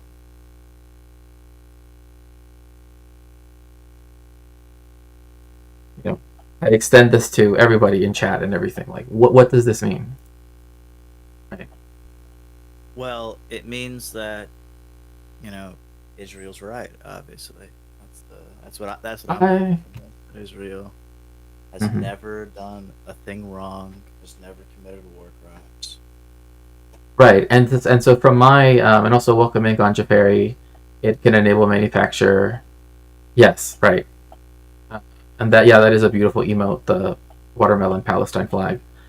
So um, yeah, Catpick says, yeah, Russia doesn't get to claim self-defense on Crimea either. It's not really that difficult. And an illegal occupier obviously doesn't have that right. Exactly. Yeah, there's just no way, um, anybody would try to claim that it was like like its actions that it was doing in self-defense, because again, it was claiming it was acting in self-defense of people that aren't even Russian citizens, right? They just happen to speak Russian, which is an accident of history, if anything. Um, and not just in interstate matters. If someone kidnaps you and you fight back, the kidnapper doesn't also get to plead self-defense. Right? Exactly. This is why the self-defense excuse, which is used in U.S. common law, is something that has very much only been used for people that were going to perpetrate violence already, right? But because someone tried to stop them, they instead want to charge the other person, right? The victim. But yeah, and they also say, Catbig also says, Palestine has to give a total and unconditional surrender first. Right? Like that's how they frame it, right? Then Israel might talk about stopping some of its crimes. Might, right? Like it maybe we'll think about it. Iron Wall and Iron Cross kind of seem the same. Well, I mean, again, these people were inspired by like Prussian, right, like nationalism, and then German national. They were. I mean, like anybody that acts like, oh, this came out of nowhere, right? Just this like long-standing connection to blah blah blah. It's not true. Again, most this idea that like Jews have always wanted to, that isn't a thing. Like that is not true. Like like when we say next year in Yerushalayim, right? In Passover, all what we're saying is may the Messiah arrive, so that way we can go. Because Yerushalayim literally means the place of peace, right? So if there is the Moshiach comes, right, there's supposed to be a reign of peace, right? So at least ostensibly, right? But yeah, just following orders is not. Sorry, yeah, go ahead. I'm gonna say on a serious note, from all this, it's like, what reason do you have to block all entrances, not just with barriers, but with earth mounds? Like, what could be the point other than just to not allow these people ever back? Which, as was stated earlier, they have to be allowed back after operations are over. They need to be. It's once everything's done, once everything's okay, they're allowed back. They need to be allowed back. All right. Yeah, and also them planting Israeli flags. What can we logically, right, come to a conclusion on that? Why would Israeli soldiers take positions inside the camp and hang Israeli flag? What are they saying when they do that? What are they doing when they do that? Right?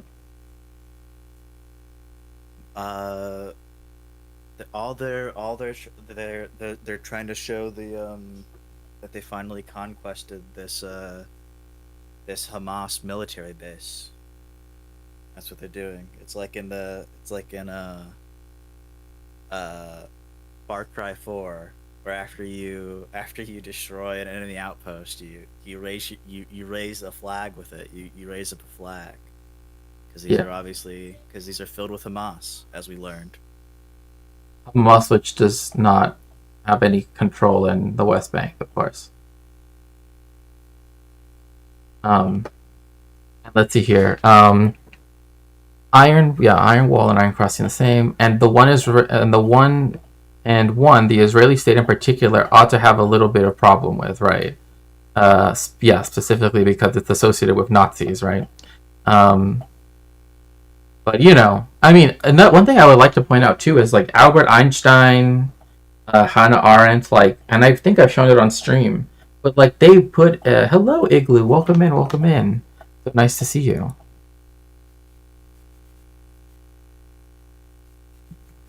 Give me a second. I want to give Igloo a nice shout out. Please make sure to follow friend of the stream, Igloo. Yeah, hope that your holiday season is going well. It's nice to see you here in chat. The problem is that the Israeli state, this is sneaky Psyduck, of course, is that the Israeli state is allowed to hold itself accountable, right? And this is one of the things with the ICC that I have, that I feel, right, is one of those things that it should, and this is something that I think because it doesn't have its own enforcement body, etc., right, there's many problems, right? But in terms of legal precedent and all of these things, right, like, no country, right, should be able to hold itself accountable if it's for stuff that, goes against international law, right? Like, that can only be done by an international tribunal, in my opinion, right? Right, like, there might be hybrid courts that could be done, like as was done in Cambodia. There is the concept of universal jurisdiction, but again, it's not something I think that should be allowed. Like, if the crimes are this bad, I don't think states should be allowed to, like the state of Israel, should be allowed to say, well, we can just have our Supreme Court deal with it, right, or whatever. Especially when the Supreme Court of the state of Israel came out and said that what they were doing was okay because of the Bible, right, about Amalek, right, Amalek, like, literally, like, they're citing so they obviously cannot be counted on to be impartial. Yeah, it's colonialism, exactly. Okay, you can go ahead now if you want. You want me to read this, the next section? Yeah. Alright. Within 6 months after the start of Operation Iron Wall, more than 850 buildings were destroyed or sustained heavy damage across all 3 camps, based on Human Rights Watch analysis of satellite imagery.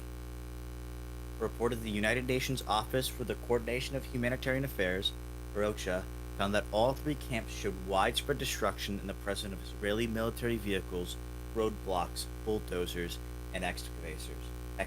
So yeah, these... well, I guess they just... It's fine. They actually don't need to return to their homes now. It's fine because some of them don't even have homes anymore. Or some of their homes aren't even livable.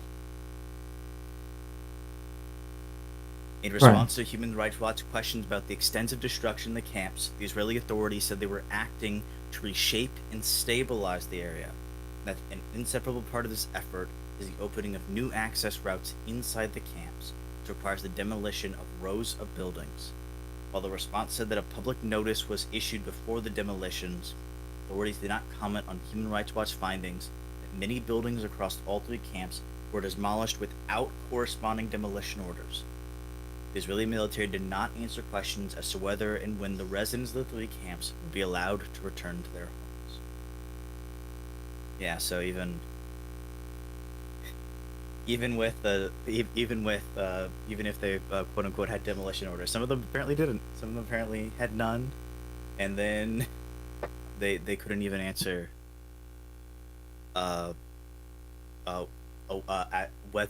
whether they would be allowed to return to their homes. Right, which is something.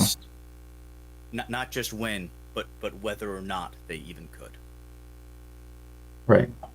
And again, the whole point is they have to be allowed to come back. Right? And this is something also going back a bit more historically. The United States, at one point, I forget if it was wasn't 242. I can't remember which UN resolution it was, but it's like even the United States earlier on when it voted on things, right? Like it also voted for the right of return for Palestinians and all this other stuff, right? Like it's already been determined that what Israel has to do, right? What the Zionists have to do.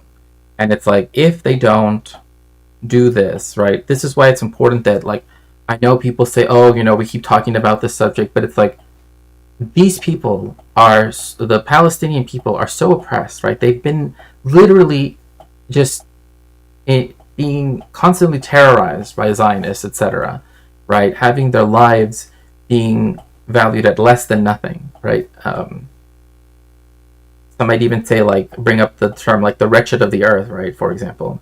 But it's like people need to understand that if this is allowed to go on there, it is part of what happens, in the United States, in Western Europe, etc., Australia, New Zealand, whatever, wherever you want, wherever you are, right? Allowing people to get away with this and saying, "Oh, well, it's just how things are." That's precisely how they want you to think, right? Like that's the reason why I think that this article right here by Dr. McDoom, which is titled "It's Hamas's Fault. You're an Anti-Semite, and we had no choice: Techniques of Genocide Denial in Gaza." Like it's always going to be this, right? It's always been this, but it's always going to be this, right? And we see this even in the United States, right? Oh, they keep using the term illegal, illegal, illegal, illegal, illegal. One, there's no such thing as an illegal person. Two, people like us, right? That is to say, intersectional leftists, etc., should not be using the term or the phrase illegal immigrant, right? Like that is my contention, for example. But in the same thing here, we must never allow people to be right cloaked in these terms, right, that are used there not to even dehumanize them, but they're to make it so that these are people that cannot be humanized in the first place, right? Which is something Judith Butler writes about in her book, in their book, Precarious Life. I do think she's any all now, right, if I remember correctly. But I'll use they. So they use only all, I think, or all pronouns are fine. But I don't remember, I don't recall. So I'll just use they for now.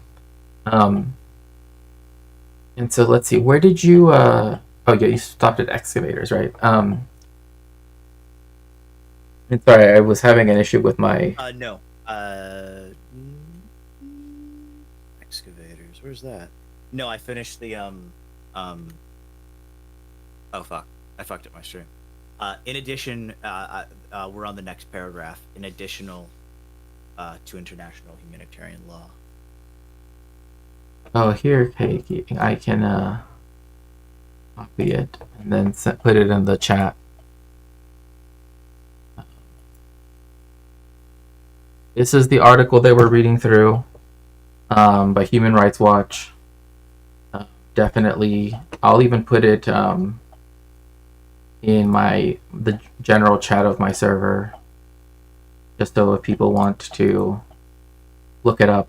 Make sure to join the Discord. We have community nights every Friday. Yeah, of course. Right, and this is why we as people, it's important to have BDs. Right. Another thing too is like the academic boycotts, all these other things. Like again, these things that people have said for so long that like, oh, there's no reason to do it or blah blah blah. It's like they obviously do cause something if they have to fight so hard against it. Right. That's another thing to keep in mind. Right. It's the same thing like with you ended at homes, right? Return to their homes? Yeah. Okay. Yeah. In addition to international law, the right of return is upheld in various human rights conventions and has been... Oh yeah, here we go. Is it 191? Is it 242, 191, or 181? I forget. I think it's 191, the resolution, this one that they're mentioning here. In various human rights conventions, it has been affirmed for Palestinian refugees through the United States General Assembly resolutions dating back to 1949, when the United States did vote that actually they do have to be allowed back. And reaffirmed since then. The Palestinians from Jenin, Tulkarem, and Noshams refugee camps are largely refugees who were expelled or forced to flee their homes during the events surrounding Israel's creation in 1948 in what Palestinians refer to as the Nakba, catastrophe in Arabic, and their descendants.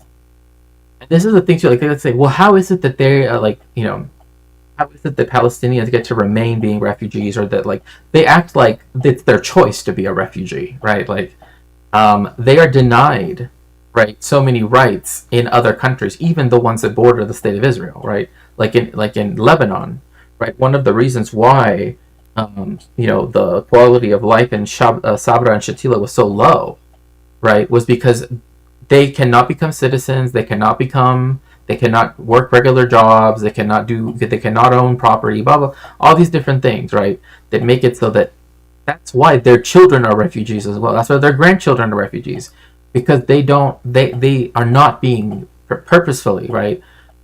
Do not do not form, right, a part of the nations that they are forced to live in, right? Like they are treated as another. That's why they're refugees, because they are still in refugee camps, right? Seeking refuge but wanting to return, right? So and that's already been protected under law, right? Multiple times.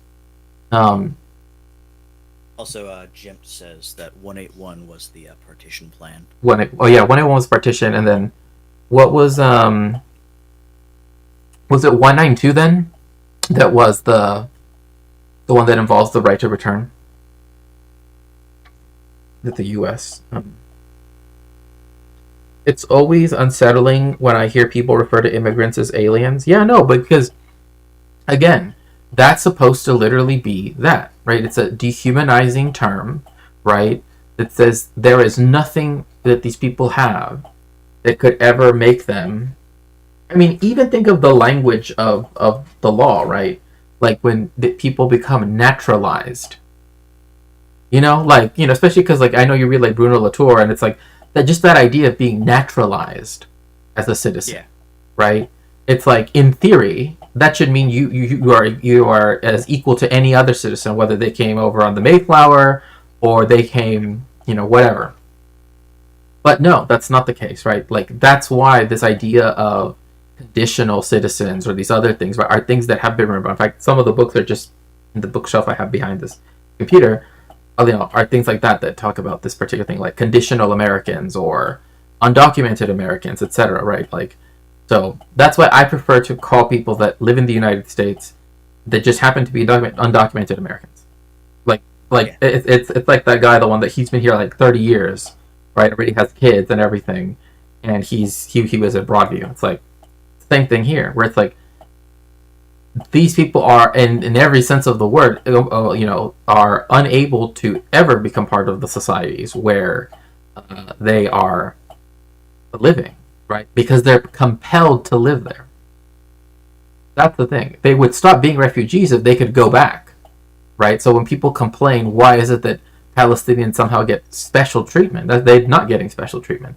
They're getting horrific treatment, and the language is there to showcase that. So. Yeah. So displacing some 32,000 Palestinians, descendants of those who were expelled and became refugees nearly 80 years ago. Right, so they're being dually expelled. Right, they were already expelled from where they lived within the pre-1967 borders of the state of Israel. Now they're being expelled and becoming refugees, right, on another scale, right, twice over. Has enormous consequences. Each camp resident who spoke to Human Rights Watch said they believed Israel was trying to eliminate the quote-unquote refugee question by removing them from the camps and destroying the camps, and, in doing so, eliminate their broader right of return to their original homes and land in what is now the State of Israel. This forced displacement reflects the broader pattern of ongoing rights violations by Israeli authorities against the Palestinian population, including crimes against humanity, of apartheid and persecution, and I would say also extermination and mass, all these other things as well.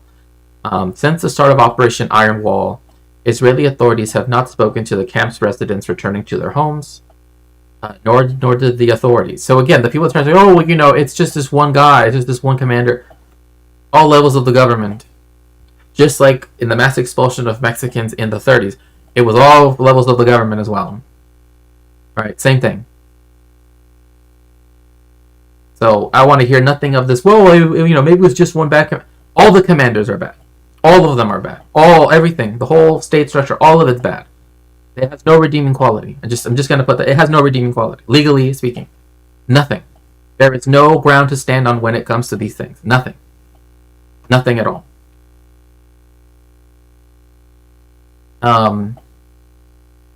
In their October 29th response to questions from Human Rights Watch addressed when they would allow Palestinians to return refugee camps. Instead, Minister in the Defense Ministry, Bezalel Smotrich, who sits on the Security Cabinet and also serves as Minister of Finance, said that if the camp residents, quote unquote, continue their acts of terrorism, the camp, quote, will be uninhabitable ruins, end quote, and that, quote, their residents will be forced to migrate and seek a new life in other countries, end quote. What does that sound like? What is going on then? If we have the Minister of Finance saying that, what does this mean? Hello, Philippe. Welcome in, welcome in. What is going on here? Oh, well, you can always just migrate and go somewhere else. What are they doing? What are they doing? Catpick says, undocumented is also very misleading. Many of them have tons of documents, including tax. No, I agree, right? But that's always the thing, right? That it's like when you're trying to find a term that speaks about this sort of, what's it called? Like instrumentalized logic, right? Or reasoning, right? When it comes to things like a green card or a visa or citizenship, right? These pieces of paper, right? It becomes a... Yeah, the only accurate terms are very demeaning, right? Exactly. So that's a... It's horrific to think about precisely because of the fact that it's so difficult. Like, this is why there's a wonderful article that says, like, the Nakba as its own legal concept, right? Like, I think to me, it's like, yeah, what else can you call this? Like, we keep trying to use words to describe what's happening, but they don't really fit, right? Like, it doesn't fit, like as it should, right? Which is, goes back to our discussion about language the other day, Envy. We didn't cross the border process, and not only that, but like after the Mexican-American War, right? This was part of the Treaty of Guadalupe Hidalgo. They said all the people that live on what is now the United States side of the border, if they lived there for over 1 year, they would be eligible for citizenship, which is Article 8 of the Treaty of Guadalupe Hidalgo, right? They never did that because race was the only factor that was considered when it comes to citizenship back in those days, right? And in a weird way, that's sort of what's happening now as well, right? Like I'm not going to say it ever really went away, but there was a pretense of it having gone away, right? No borders on stolen land, no cages on sacred ground, right? Exactly. Like there is no reason for ICE to be trying to coerce, like, indigenous nations that happen to be on the border to let them build a border wall, patrol that. No, there's nothing that justifies that. It certainly got less bad for all, right? And that's what I'm trying to say. Like but the thing is, like, then that only shows, right, that it's a process that's ongoing, right? Like it wasn't the 1930s, right? I mean, like the 1930s, you had the expulsion of over 2 million people. And then you had the interwar period, right? Or the Second World War, right? Lead up to the Second World War, okay? And then there wasn't anything major for a while until you get Operation Racial Slur, right? Then that's when you know. Do you think that's an accurate term to describe the United States? Epic is describing the United States as a national socialist country, so that's why I'm asking, like, do you think that it does sort of fit that frame? Hello, Simon.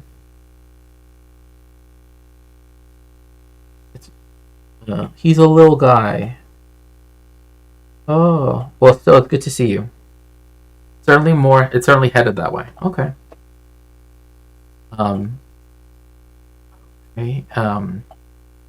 So, do you have anything you'd like to add, Envy? No, not really. Not currently. Not right now. Did you want me to read the next bit? Yes, please.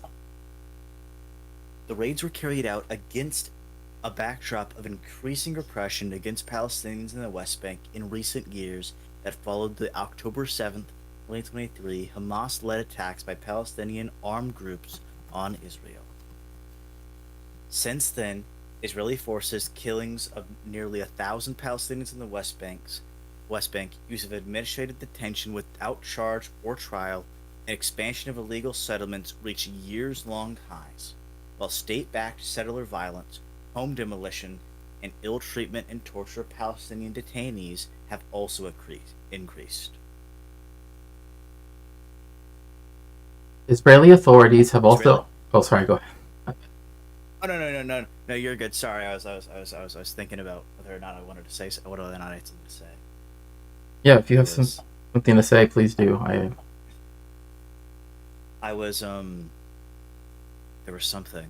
Sorry, still a bit foggy from the fucking being awake for 40 hours yesterday.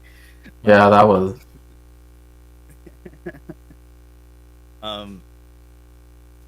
But no, I had something I was thinking about it. Now I've just lost it. So if you want, you can just you can continue.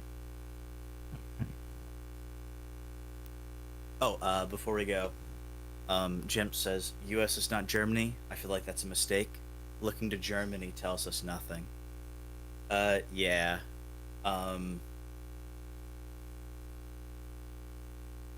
It is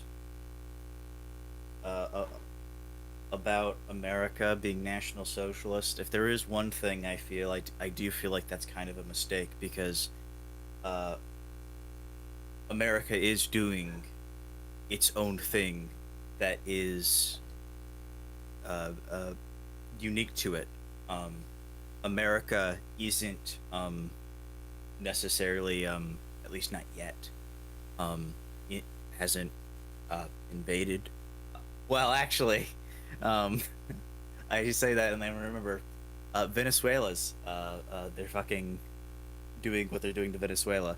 So no, ditch what I say, but I do think there's probably a better way to put it than just comparing it, just because it makes America seem like Germany when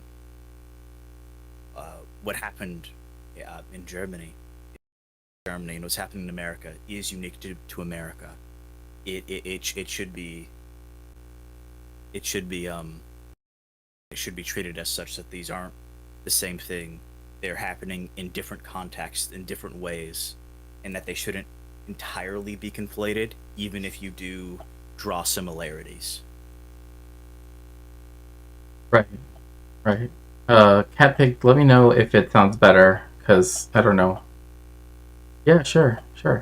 And yes, if you'd like. Yeah, also, if you'd like to support me in some way, I put the links there for all those things, for Throne, my Patreon, etc. And so, yeah, if you'd like to help me out in some way, you can always go to them and help me out there, because we do have a dono goal for today. Well, if we don't hit it, it's fine. Just, it's gonna, be there for a while. So, let me just resize this really quickly. Can people read it okay? Or is that, I feel like it's not fitting well? Also, before you continue, Karasu says, it is a new form, updated version of fascism. Yeah, like, I think I understand the sentiment that it comes from, though. Like, I get what Cat Pig is trying to say. Oh yeah. It also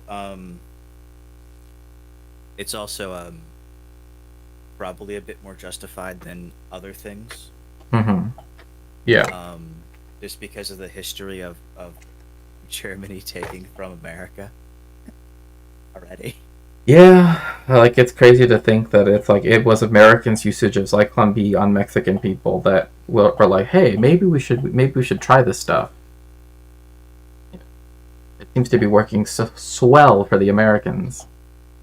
And in fact, I think I mentioned this before, right? Like, one of the worst camps, the Auschwitz-Birkenau complex, right, had multiple camps in it. Like, people often think Auschwitz was one camp. There were over 40 camps within the complex, right?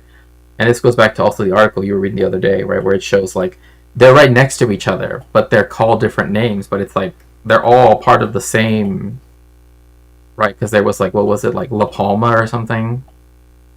but it's like, oh, it's just down the street, so we're gonna consider it separate. It's Yeah. like not when y'all are doing all the same thing. Like, so one of the worst camps that existed was called Mexico, because they learned from the Americans, right, what the stereotypes that they have about Mexicans, and so that's what they named the camp where most Hungarian Jews were taken to, actually, before they were brought to an unnatural end. And so, and it was like horrific. Like, they had no restrooms. It had no real insulation. It had nothing. It was like horrific. But, anyway, Israeli authorities have also escalated their long-standing campaign to undermine the UN Nations Relief and Works Agency for Palestinian refugees in the Near East, otherwise known as UNRWA. The UN aid agency, established in 1949 for refugees in the occupied Palestinian territories, Jordan, Lebanon, and Syria. But I do want to note one thing. UNRWA was actually created because they didn't want the same refugee organization that had helped Jewish refugees after the war, right? After the Holocaust, right? Because they were already critical of what the state of Israel was doing to the Palestinians, what the Zionists were doing to the Palestinians. So they made it so that, oh no, we can't have that aid agency, work for us, right? For some reason right now its name escapes me. Maybe Jem knows or someone in chat knows, but that's why UNRWA was created. So it was at Israel's behest, more or less, that UNRWA was even created in the first place, because they didn't want the same refugee organization because like the parallels have always been there, right? This is why even back then, Hannah Arendt, Albert Einstein, right? They had that op-ed in the New York Times, or that, I forget exactly what you might call that, but essentially it's them saying that the Likud party, right, and etc., that is the new instantiation of fascism. I didn't say that. Albert Einstein and Hannah Arendt did, right, and all these other famous Jewish intellectuals. They said Israel was fascist back in the day, right? They said it earlier on, right, and it's only been proven right and many times over since then. Right, and that's a historical point that's hardly ever brought up. It's like, even back then, that even after the foundation, they already could see what was happening. So that's why I find it very weird when people try to like Zionists try to claim Albert Einstein. It's like, he literally called Zion. I'm gonna. But anyways, in early 2025, laws passed by the Knesset, the Israeli parliament, to block UNRWA from operating in Israel and the occupied Palestinian territory came into effect. Since then, Israeli authorities have prevented UNRWA's international staff from entering Gaza and blocked UNRWA, which has been the largest assistance provider in distributing aid in Gaza. Again, this goes from everything from schools to clinics to, even things like accounting. All these things that UNRWA has had to do, right? And yet, one thing that was also important is that in September, they also issued closures of UNRWA-operated schools in East Jerusalem, which is also part of the occupied territory, right? In fact, it's sort of touted as the future capital of Palestine if it were to go back to the pre-67 boundaries, that East Jerusalem would be the capital of Palestine and West Jerusalem would be the capital of the state of Israel. In fact, I remember Amos Oz, he used to say, like, in his view, like the dream for him would be that he could walk into East Jerusalem and go to the Israeli embassy there, and walk back to West Jerusalem and go to the Palestinian embassy there, right? As if they would be like right next to one another, but in that way. But still, they also issued closure orders for UNRWA-operated schools in East Jerusalem, keeping them from opening in September 25 to the detriment of 800 children, some of whom have been unable to enroll elsewhere. So again, right, 800 children don't get to go to school, right? Whether they live in Silwan, whether they live in wherever it might be, it doesn't matter. You can't go to school because it's an UNRWA school. So they literally can't even go to school. Denying kids the right to like literally any education. Right.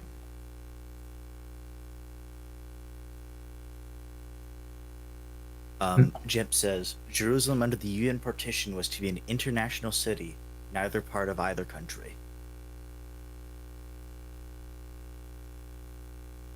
Right. No, yeah, that's true. In the initial partition plan, just Jerusalem was going to be an international zone, essentially run like by the UN, more or less. I mean, ostensibly, And that's then what. Jimp, adding to what I said, that's a violation of the right to education, and they're also obligated to provide education as occupiers. Right. They have to provide it. They have to allow agencies to provide. The fact they're going after the UN, it's just, yeah. David becomes Goliath. Right. I mean, again, I think to me it's like they like to think of themselves. The Zionists like to think of themselves as being like the young David, and they're not. Right. They're not at all. Right. Because I just find using that rhetoric is just very bad. It leads to bad things, like with Titus and such. In its October 22nd advisory decision, the ICJ found that to the extent that Israel does not fulfill the obligations under the Fourth Geneva Convention to provide for the occupied population, leaving that responsibility to the United Nations acting through UNRWA, Israel is under the same positive and negative obligations to support and not restrict the activities of those entities. So, because it doesn't fulfill its obligations, right, which is something Jem just talked about, because technically Israel has to be providing the schooling. They've made the UN do it, and now they're trying to get rid of the UN entity that does it. So, that is, again, this is from the ICJ, right, in the case obligations of Israel in relation to the presence and activities of the United Nations, other international organizations, and third states in and in relation to the Palestinian territory. From this. Jimp is also adding the UNRWA and UN agencies are supposed to be inviolable. Israel or any country can't, under the law, mess with them. Right. Right, because they have an international mandate to do this. Like that's the whole point of the United Nations. So, and then a bad lefty says collective punishment. No, yeah, it's definitely collective punishment, and it's the reason why. Like we have to be aware. That's the reason why you see people using the language of terrorism to try to. Oh well, now this gives the president enhanced powers. What does that really mean, though? Like when you think of what does that really mean? Right? Because it's definitely not to be more compassionate or to, actually try to solve any problem. Right? Like any real problem, I should say. Right? Like the fact that the fact that like the United States has essentially, I don't even know how to say it. It's bad. It's very bad. The Israeli military actions to permanently alter the camps months after taking control, and presumably long since any military operation to root out quote-unquote terrorist elements, demonstrates an intention to go beyond what is military necessary by carrying out systematic destruction without an evident military threat. The extensive destruction of civilian property not lawfully justified by military necessity is considered to be quote-unquote wanton destruction in violation of the Fourth Geneva Convention, and those responsible should be prosecuted for war crimes. And I couldn't agree more. Every soldier that has ever partaken in these things, they should be prosecuted for war crimes, all of them, even if they were just a secretary.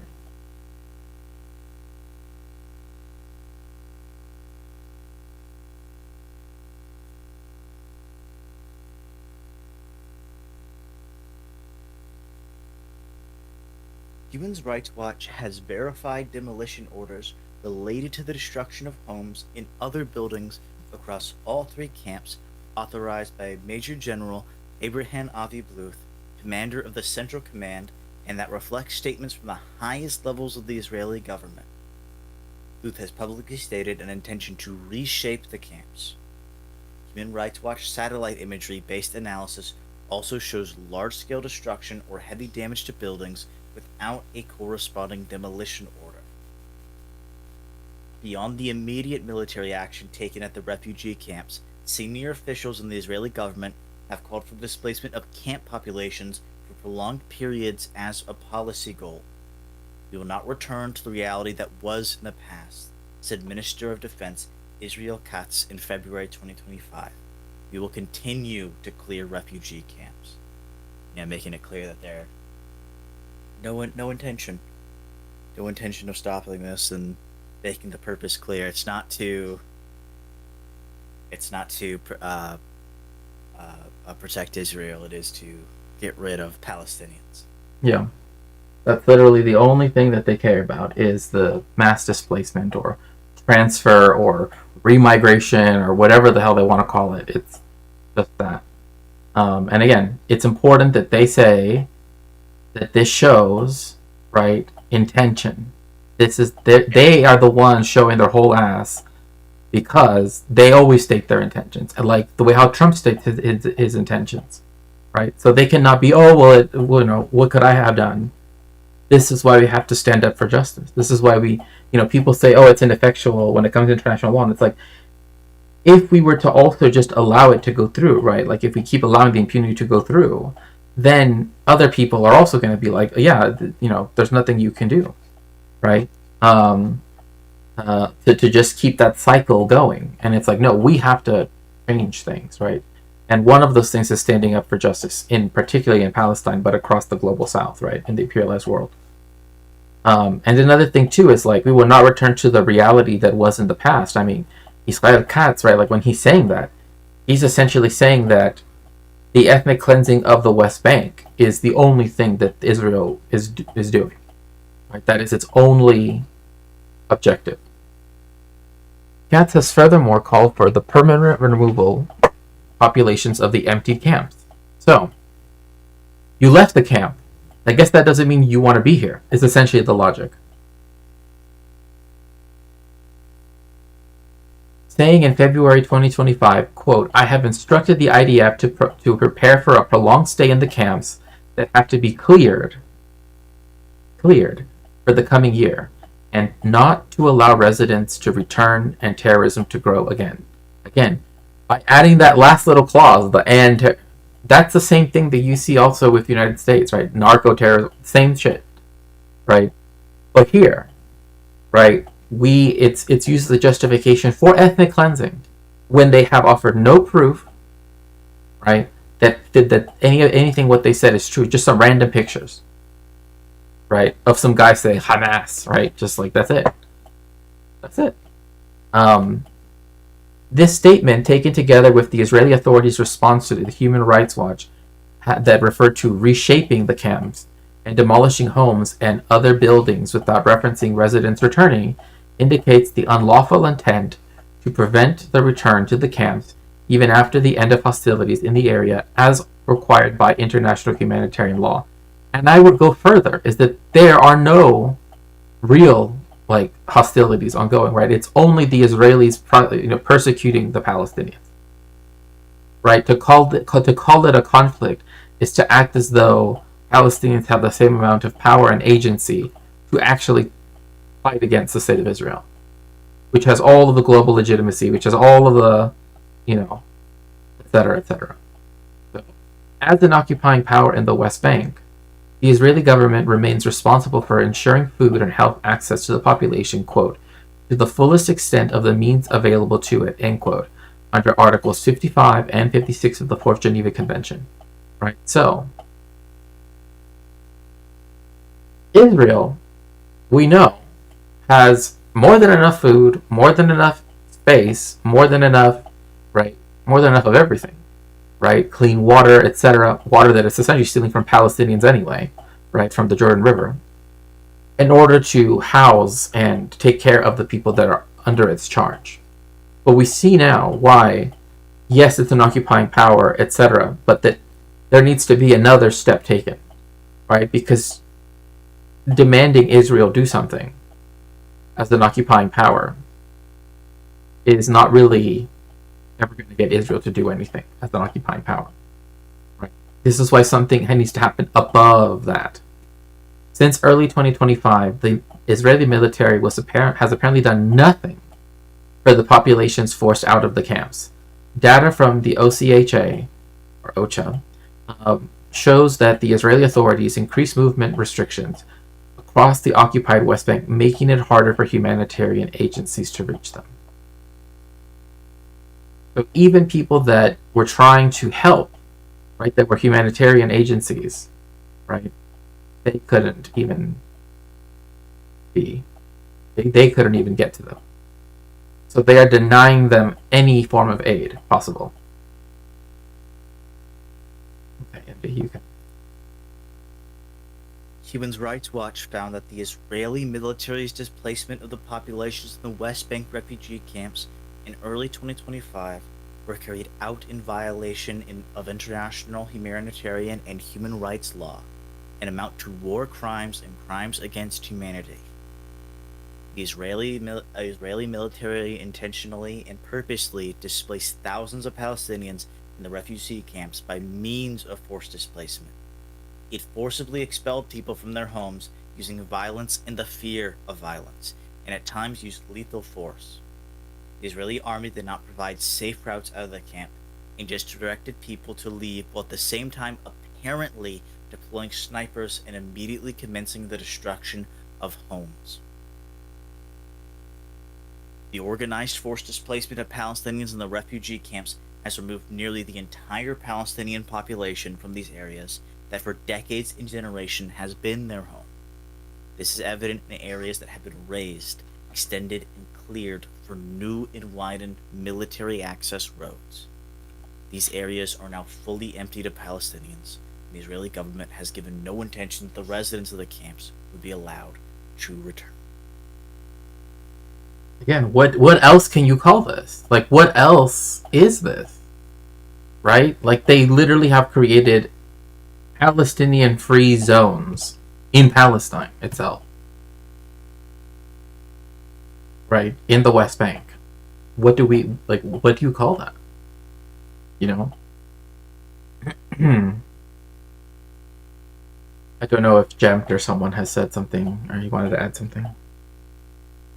No one's said anything yet, at least. But Okay. yeah, it's and people will still argue after all this that, well, you know, the Palestinians, they have all these they're their own nation.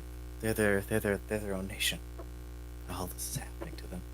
Right, and I hate when They're people just like they're just separate from the state of Israel, very clearly from all this. Well, another thing too is I hate when they try to act like because the West Bank and Gaza are not contiguous because of, you know, the imperialist powers allowing Israel to take the Negev desert, is that then they try to act like we have to view them as two separate states. Like, no. It's divided by an illegal state. Right? That is illegally occupying land, right? So, yeah.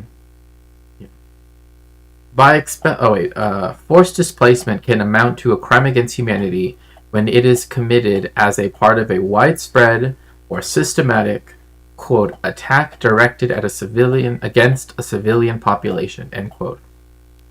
Which means the multiple commissions of such crimes committed pursuant to a state or organizational policy. So again, no more, oh, well, it was just this one commander, it's just this one guy, only one person has been prosecuted since the entire time that Israel has been in Gaza. And what was it for? For stealing a credit card. There is no place on this earth that people should think that Israel has the ability to take care of, you know, these horrific crimes on its own. Right, to try them on its own soil. That's just, no. The crime against humanity of forced displacement is defined under the Rome Statute as deportation or forcible transfer, meaning forced displacement of the peoples concerned by expulsion or other coercive acts from the area in which they are lawfully present, outside the limited exceptions permitted under international law. Also, before you continue, Jim says, The threat has to be concrete, so it can't be theoretical threat in the future. Mm-hmm. So yeah, the since the occupation, I doesn't seem like there have been any attacks by any militant groups or anything. So it's like, where's the threat? Where's the threat? That's the thing, right? There is no threat. The Palestinians are not a threat to the Zionists, right? Like to them as people. Like again, there's no amount of violence that Palestinians or anybody has ever committed against the state of Israel that is in any way commensurate with what Israel has done to them. It's like Israel has just gone above and beyond any possible, claim of self-defense, which it cannot claim in occupied territory. Like that's what people have to understand. No matter what they say about Hezbollah and Hamas and all that, they cannot claim self-defense in territory that they occupy. So using this language here to expel people to continue the Nakba is, for some people, right, the Nakba is kind of like this distant thing, right, because it happened in the late 40s. But it's like, it's still happening now while you're alive, while you can live stream it, right? You can see the Nakba happening. Right? Like Jem said earlier, right, that you can see videos of the bulldozers. It's like, we can see pictures of stuff that happened during the 48, 49, and really late 47 as well. But the point being that, like, before, like, the usual narrative when it comes to the state of Israel is that after declared independence, that's when 5 countries declared war and started to invade the state of Israel, and that's when the Nakba. No. Not by April, right? By April 1948, half of the people from Palestine the Palestinians had already been expelled before Israel declared its independence. So this whole thing of self-defense, but it was not a war of self-defense. It was not a war of existential whatever. No, literally, what caused these countries, and Ilan Pape goes into this in his book, The Ethnic Cleansing of Palestine. What happened is that suddenly you have all these refugees arriving in Beirut, in Dimashq, right, in Amman, right? You have arriving at these places. And that's what actually made those countries even do something. Like, people like to think of it, they're like, what people hate is the foundation of a Jewish state, quote unquote, which is not a Jewish state. Israel does not has nothing to do with the Jewish people whatsoever. In my view, like, it has nothing, like, the state as such, right? That's what I'm trying to say, the state as such, right? But, Before you continue, Jim, so find me an actual Zionist in Israel. I don't think they exist anymore. It's just Jewish supremacy. Well, no, I mean, I would say that that's what Zionism is, right? Which is an extension of white supremacy. That's the reason why it functions just like it. It's just another form of white supremacy. That's all it is.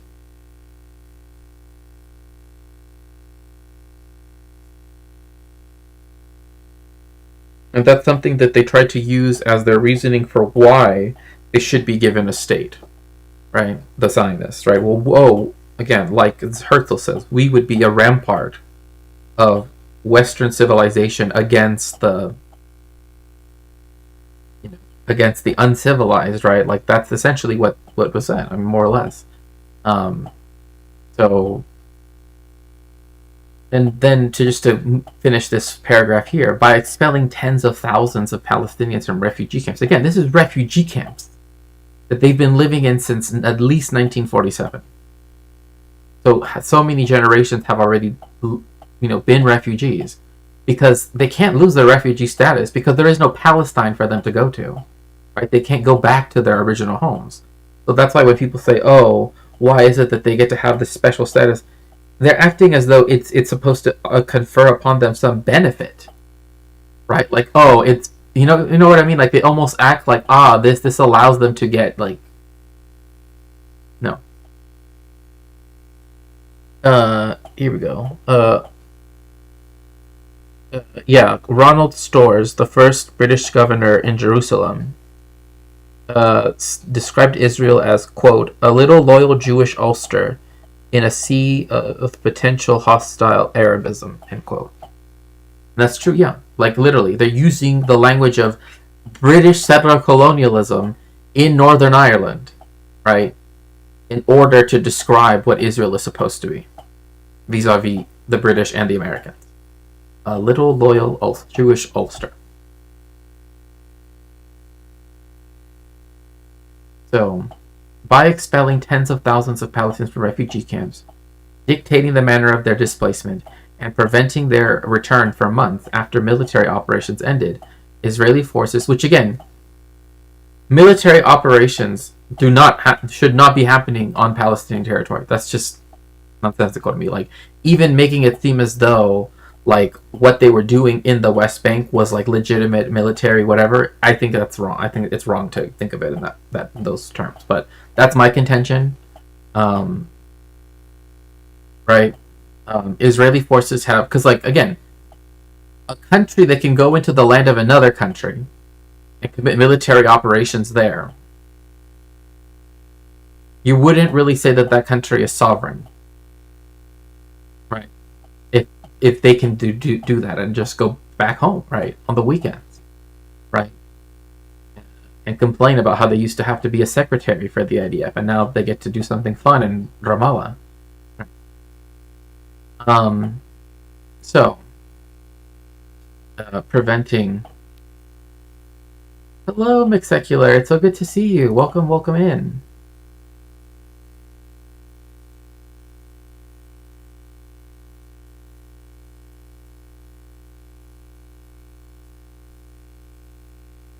Good to see you. Good to see you.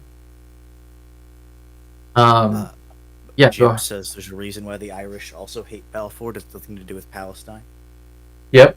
No, yeah. I mean, and also, like, Lord Balfour was also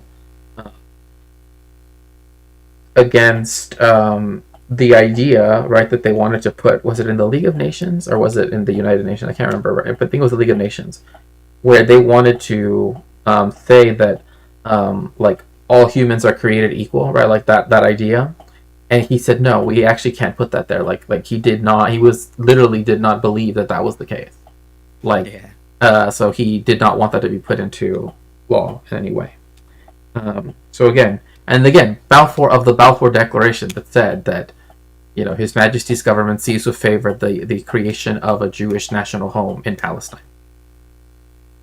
Right, that's more or less a verbatim quote of it. But that's the same man that said, actually, no, all people are not created equal. All I'm saying, you know. I'm just playing, but I'm saying, you know what I mean? Like, and preventing their return for months after military operations ended. Again, I don't think that's the right wording, but that's my own contention. Israeli forces have carried out widespread, systematic, and intentional forced displacement that amounts to crimes against humanity. The actions by Israeli authorities to remove Palestinians from the refugee camps by violent means also amounts to ethnic cleansing, a non-legal term to describe the actions of one ethnic or religious group against another ethnic or religious group. I wonder if this could be applied somewhere else. Similar things that happen. Yeah. It's really hard not to just bring up the legal case we were reading yesterday. I mean, not yet, Friday. Mm-hmm. It's really hard because they are just doing the same thing, doing very not the same thing, very similar things. Just trying to get rid of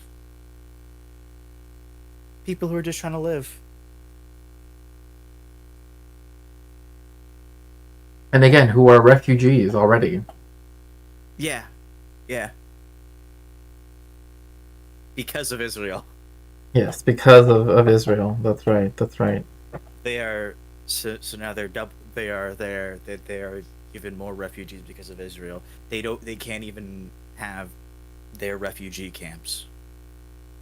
And again, this is something Israel also did in southern Lebanon, right? Like when they were attacking Lebanon, one of the things that they did is they actually did this to a refugee camp in another country, again, in Lebanon.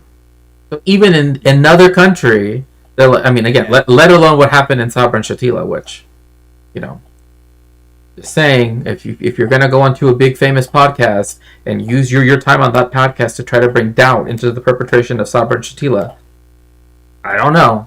I don't know what else to think. You know, just saying. Let me see here.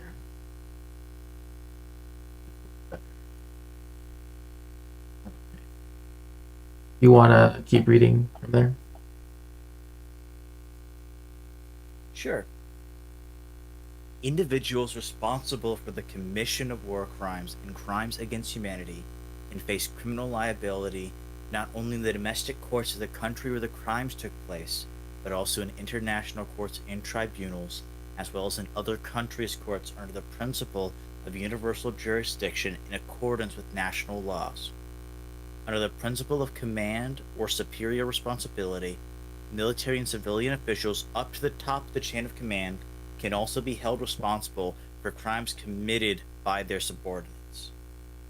Command responsibility attaches when superiors knew or should have known that their subordinates were committing such crimes, but failed to take reasonable measures to prevent the crimes or punish those responsible. In other words, doesn't matter necessarily whether or not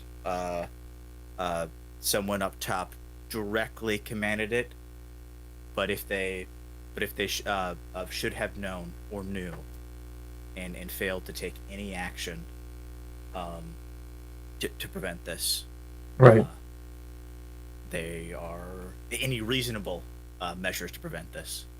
Right. They are responsible too. They could be held responsible. Right. And like that's something that even like in this article they sort of mention. And I'm quoting now. Similarly, the rhetorical frame that Israel, quote, had no choice, end quote, operates discursively to erase the existence of viable alternatives to mass killing, or in this case, mass expulsion, right? Which, again, it's kind of hard not to read it to the other article about Broadview, but Israel very evidently had operational choices in how to respond. Most obviously, and also this is one thing I want to make sure. People keep saying, why doesn't Egypt open up its border? There are like 11 other border points, right? Like border checkpoints, right? That Israel has essentially sealed that they're closed. Israel could open them all up, right? And that's what Dr. McDoom is going to go in to say. Most obviously, it could have opened one of the border crossings and allowed Gaza's women and children temporary refuge inside of Israel before starting its war on Hamas, which again, I don't think that that's the right terminology. Nor do I think that like it should have only been restricted to those two categories of people, because there's many problems with that as well. But again, like it has all these other border crossings. They could have opened them all up, construct if they care so much as they supposedly do, right? As they claim to. Why couldn't they have done that? Why is it that they want to shift all the blame onto Egypt for not opening it up? It's one border crossing, when Israel has over 11 border crossings that they could set up to be actual humanitarians in that case. And again,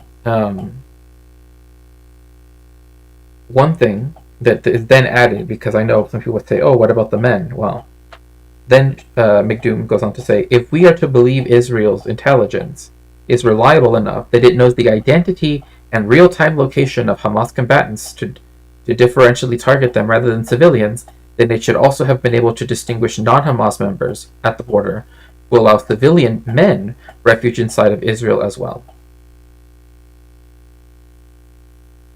He claims to know everything. Oh, but we can't have because we don't know. We don't know. Yeah. Either you know or you don't know. Why do you have those two AIs? Why do you have those two AIs? If supposedly they tell you what it supposedly tells you, then you have more than enough reason to. The burden is on the state of Israel. It will always be on the state of Israel. It has to take care of the Palestinians. It is the occupying power. If it doesn't want to be responsible, then leave. Stop occupying the West Bank. Stop occupying Gaza. Leave them alone. Leave them the fuck alone. Yeah, Egypt is big baddie, yeah. Right. And yes, another thing too is like this idea that like, oh well, we don't know if it was the high command or blah blah blah. There's a reason why the arrest warrant included Yoav Gallant, because he was the Minister of Defense, and he's the one saying we're going to put a total siege, which is illegal, right? In Chashmon, right? Ein Maim, Ein Delik, right? And then proceeds to call Palestinians, horrific things, right? So, not only should they face, again, I think the whole like domestic court thing, Israel cannot have, by definition, is not objective. Like, it's an entire legal system, all the way up to the Supreme Court. I mean, if they're literally saying, well, the Bible says, Amalek, right, we can do whatever we want. I think this whole thing about the domestic courts of the country, I mean, unless there could be a court that could actually be objective, which would mean it would have to involve the Palestinians as well, that would be the only way. Like, and even then, I would still have many problems with it. But also in international courts and tribunals like the ICC, the ICJ, I think an international criminal tribunal, an ad hoc tribunal, should be created for this, in my personal opinion, and it should be something that is, again, something that cannot just be vetoed by the United States. I think, to me, that has to go. That has to go. And the ICC and the ICJ have to have enforcement authority as well. They have to have some way to enforce these things. That's just what has to happen. The Security Council is completely undemocratic. So, Jim says, by treaty, Israel has to approve who can cross the Egyptian border with Gaza. Egypt can't unilaterally open the Gaza border crossings. Right. Yep. So again, they're putting the blame on Egypt. Why doesn't Egypt let them in? Because again, there was that leaked plan that people have brought up where it's like their whole thing was to smush everybody down into Rafah, right? And to then have Egypt open up its border and then essentially let the full population of Gaza, right, to now live in the Sinai Peninsula.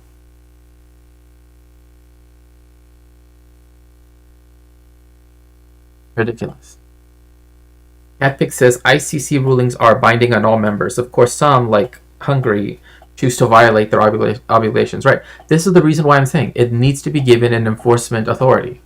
It needs to be able to execute the search warrants, to do like things like we live in a world where these entities cannot be depending on one nation state to agree with them or not. It's just ridiculous. Absolutely ridiculous. Like, you already have the reports by the independent commissions to investigate the Israel and the occupied territories. I mean, it's even in the name. Occupied territories. Who's occupying them? The state of Israel. Okay, well then get Israel out of those territories. Stop making it so that, oh, well, would you please do it? Again, that's the problem. It's not even a thing of like the law as such, right? Doesn't help protect Palestinians. It's that even when it does, when it does come down and says yes, Israel has to do these things, it can always be vetoed by the United States, and that to me is one of the things that has to go. That's why Jim says the ICC is called the International Caucasian Court because it only goes after Africans and those in third world countries. Right. ICC can't be trusted. And then Bad Lefty says, "Amen."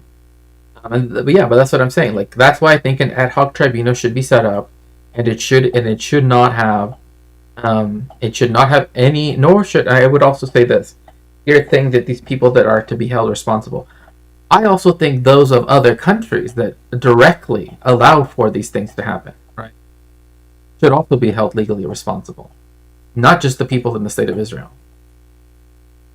Right? Like, to me, that would let so many people get away with what they've done. Just by the fact that they happen to live there as opposed to in Israel. Because there are war criminals that are the leaders of industry. There are war criminals that are, the owners of social media platforms, etc., etc., etc. They should have to be held responsible in the same way that, you had the guy in charge of the Sturma and the Völkische Beobachter, like all of that stuff, right? They have to be also held responsible as well. But again, that's what I'm saying. It has to be an independent and binding and something with an executive power, right? With the power to, actually do something and not depend on the eternally vetoing United States, right? To one day come to its senses, because it's never going to. And again, also the matter of universal jurisdiction. Yes, like people often think like, oh, the United States, right, has this impunity, but technically the United States has laws on the books that is federal, right, and state, etc. Stuff that says like, yeah, like this happened recently with Pete Hegseth, right, where they said, oh, did he commit war crimes against the United States', right, own laws on this, right? So again, the United States has the ability to try Netanyahu. It chooses not to, right? Right, like if the British could prosecute, Pinochet when he stepped on British soil, why is it that there is no country that is willing to try all of the people that must be held responsible for the genocide and ethnic cleansing of Palestine? So when people are saying, oh, well, maybe it was a bad commander, or oh, maybe it was a brand new recruit, it doesn't matter. That's what this is also trying to get at, right? Under the principle of commander superior responsibility, if anyone did anything bad, right, then they were commanders and blah, blah, blah, they have to be held responsible. Same thing with Pete Hegseth, right? They said, oh, well, you're the Secretary of Defense. So if they do stuff that's illegal, you're the person that has to take that has to be the person held responsible, right? As the, so would be the Vice Admiral, right?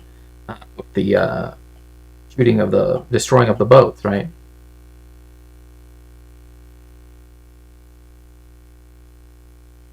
And because they do know.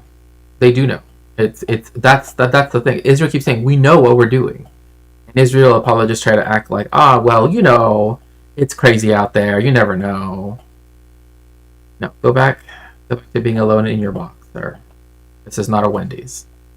So Human Rights Watch research indicates that Major General Avi Blut, as the commander of Central Command, is in charge of military operations in the West Bank, should be investigated for individual criminal responsibility for war crimes and crimes against humanity, including as a matter of command responsibility concerning the expulsion of some 32,000 people from refugee camps of Jenin, Tulkarem, and Nor Shams. Right. So this is the guy right here, head of Central Command, which is weird too, because like America has like a worldwide, Central Command being like Europe and like or being like the Middle East, right? Like when you hear these things, it's like, how could people not understand the United States is an imperialist power if it literally has carved up the world into different areas of its own militaries,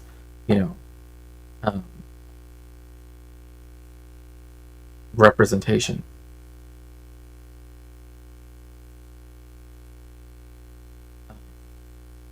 Here. Major, and you can begin with the Netanyahu one. I know I've been talking quite a bit, but Major Avi Bluth reports to the Chief of the General Staff in the Israeli Army, Lieutenant General Hirzi Halevi, who held this role until March 5, 2005, at which time Lieutenant General Eyal Zamir took over. Halevi and Zamir should be investigated for individual criminal responsibility in these crimes as a matter of command responsibility.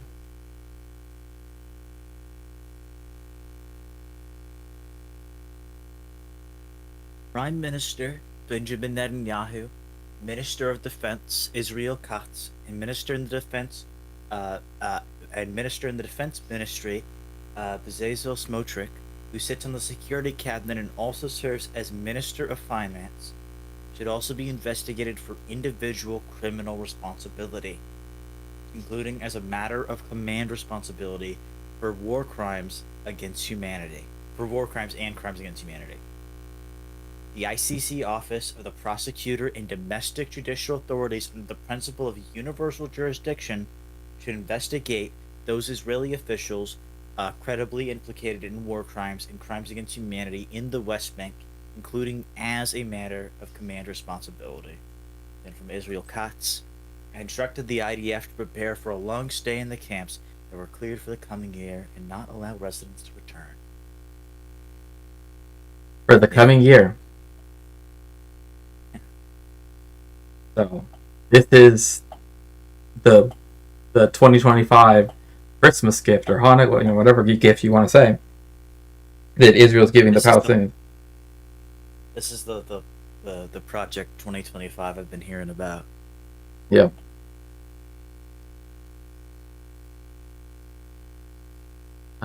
Investigate first. So authorities should investigate those circled in red, who may have. I think they should not even say may have. They have individual criminal responsibility. So Benjamin Netanyahu, Bezalel Smotrich, Itamar Ben Gvir as well, because he's in charge of like essentially like internal defense and handing out guns to settlers and all this other stuff. Israel Katz, same thing with Avi Blut, and yeah, all these divisions as well. They should. Government should impose targeted. No, not targeted sanction. Sanction the whole country. The whole country. No more treats. No more. No. Lo. אנחנו לא רצינו. לא. The whole country. Not just specific. The whole country. Whole country. Yeah, we can't allow Israel to have sugar because they might make bombs. Yeah, because They might make rockets with them. Yeah, because some of those sugar cookies are a little bit, spicy.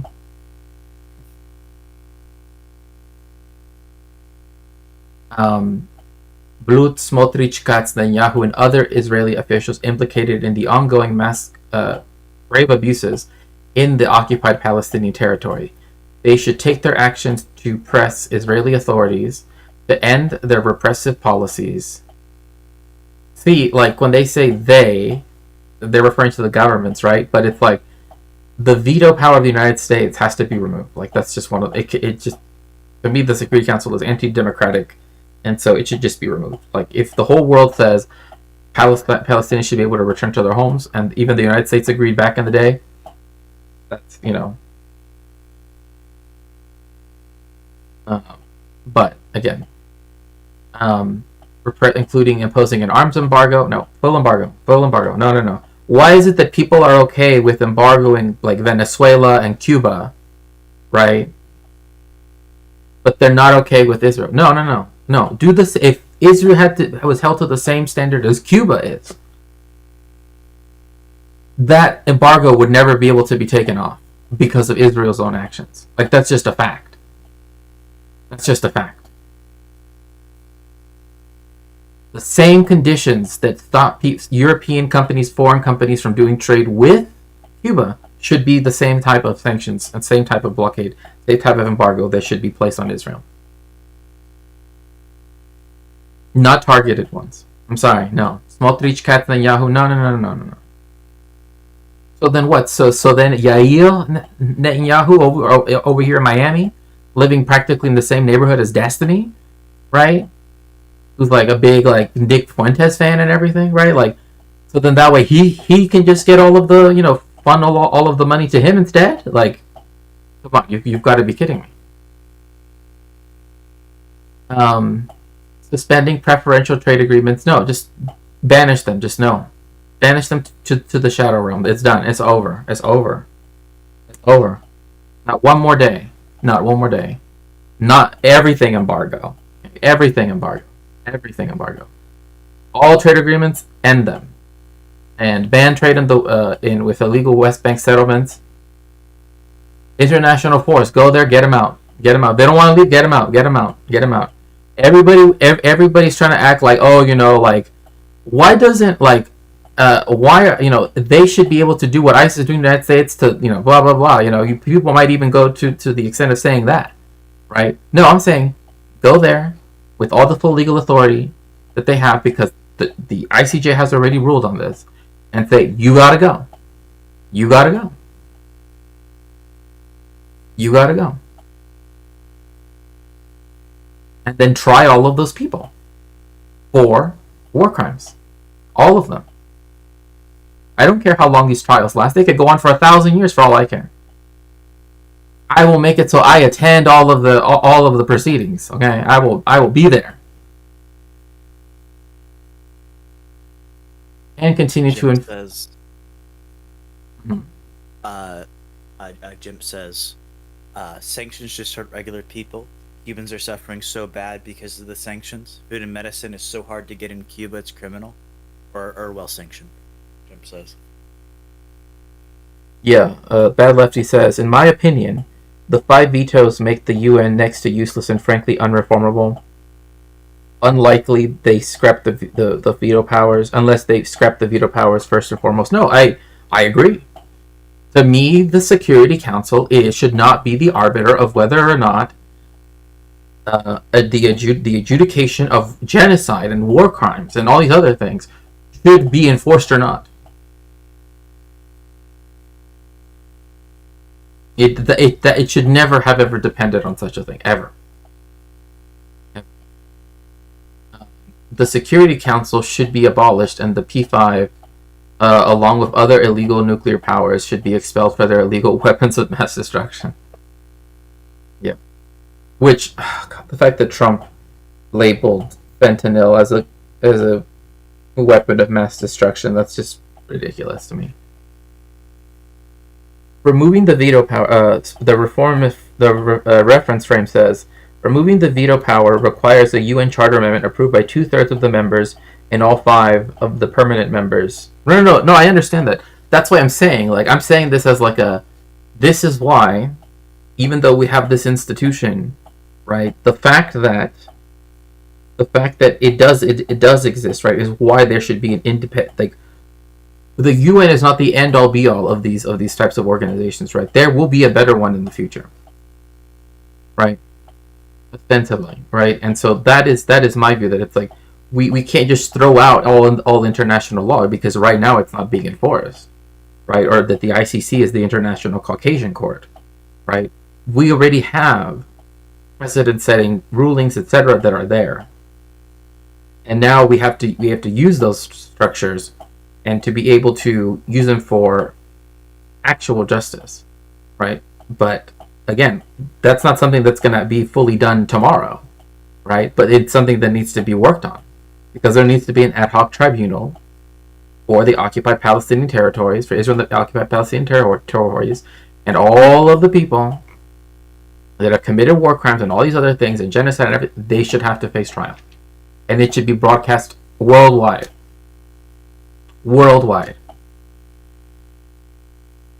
I would stream that in a heartbeat. I literally will live stream the whole thing. I don't care how early I have to wake up. I will stream it. Okay. Yeah. And I don't know if you want to keep going on government. Yeah, I can do it. Government should adhere to the full set of obligations set out in the landmark July 2024 ICJ advisory opinion on Israel's occupation of the Palestinian territory. The ruling found Israel's decades-long The ruling found Israel's decades-long occupation to be unlawful and in breach of the Palestinians' right to self-determination. The court found that Israel is responsible for apartheid and other serious abuses against the Palestinians, that its settlements are illegal and should be dismantled, and that the Palestinians are entitled to reparations. The court set out numerous obligations on third states to ensure the implementation of its findings, including that they should not recognize any changes in the physical character or demographic composition of the occupied Palestinian territory. It concluded, as it has previously, that all state parties to the Fourth Geneva Convention must cooperate with the United Nations to put into effect modalities required to ensure an end to Israel's illegal presence in the occupied territory. And before we continue, Jim says, the UN General Assembly can act if the SC can't through a Uniting for Peace resolution. It's immune from Security Council veto. Veto. Mm-hmm. I would also like to raise another point that I think is important here, since we are talking about these things. And I apologize if I'm talking a lot, but it's just, this is,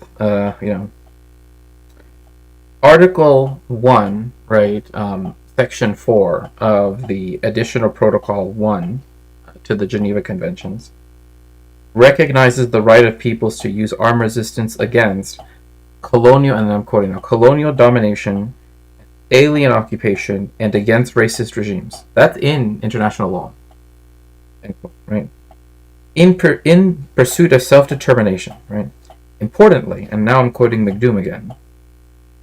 It's just a fact. It's just comes from the International Committee of the Red Cross, which I've actually gone over on stream before, for their protocols that they have.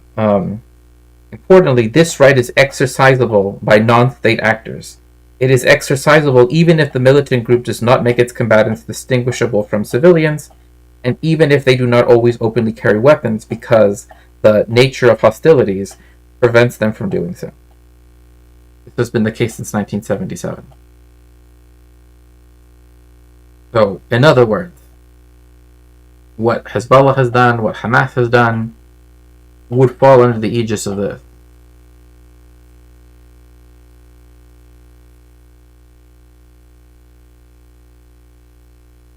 And it precedes any claim that Israel has ever used of self-defense. It precedes that. That comes first. That has the highest importance.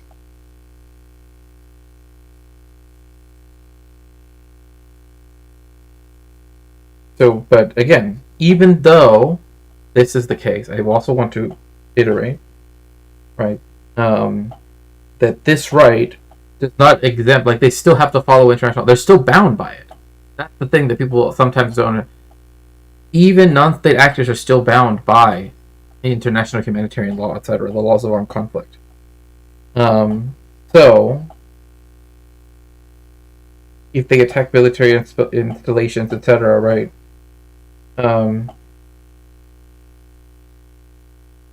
McDoom also goes on to say, right, Hamas's actions remain unambiguous atrocity crimes, notwithstanding its argument that many Israeli civilians are legitimate targets because of their continuing status as reservists in the IDF. Okay? So that's the thing. They can't claim a general thing, right? If they are, like, they still have to make the distinction between combatants and non-combatants. They still have to, blah blah blah, all those things. The weird thing is that you have these organizations, these non-state actors that actually have done things according to international law, as opposed to the state of Israel. And yet, which one of these states or groups, right, is the one that's seen as legitimate in the eyes of the world? The state of Israel.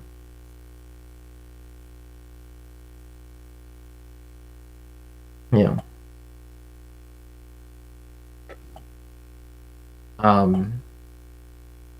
We're on the raids, right?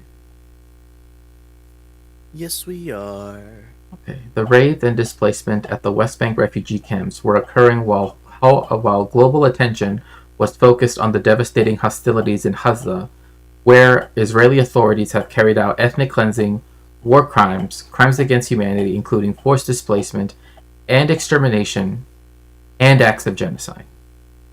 So, here it is.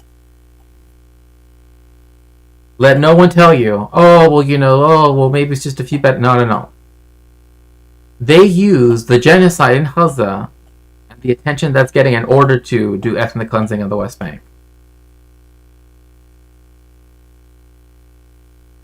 That's why they keep prolonging it. They don't want the war to end. The Israelis don't want the war to end. They want it to keep going because that way they can solve, as they said earlier, right, the refugee problem, right? They want to get rid of all Palestinians, right? Exactly. That's what people have to have in mind. Is that again, here we have Human Rights Watch saying, look at all these things that they are guilty of. Therefore, right, this means that the military has to be investigated. The Shin Bet, all these things have to be investigated because they are committing acts of genocide in one part of Palestine, of at least the one that's recognized by the UN, and then ethnic cleansing and mass displacement and forced deportations on the other.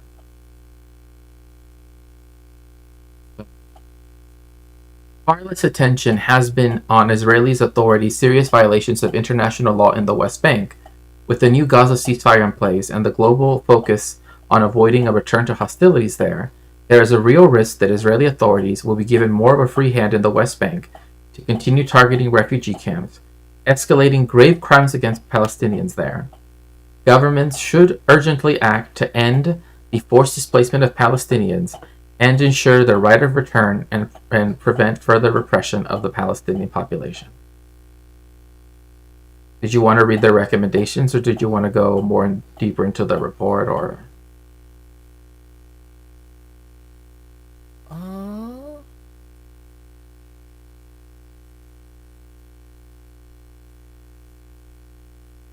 How long are the recommendations? Is it that long? No, that's pretty short. It's only 4 pages. We can go. Or not even 4 pages. I think it's actually like 3 pages. Yeah, we can go into the recommendations. Okay. Sorry, I don't mean to be scrolling back up and down on my end. But also, just to remind people, if people would like to help me out in some way, please, you have the links in chat, in both chats, YouTube and Twitch. Our donor goal, which still is 0, which is, it's fine. But if you can, send something my way to help me out, please do so. I would appreciate it.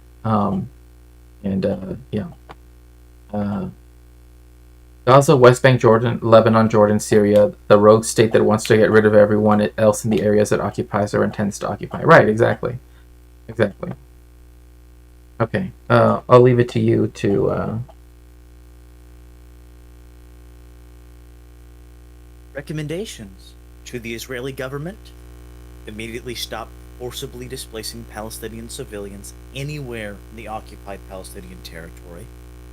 Publicly declare that all residents of the 3 refugee camps of Jenin, Tokarim, and Nashams will immediately be able to return to their homes in places of origin.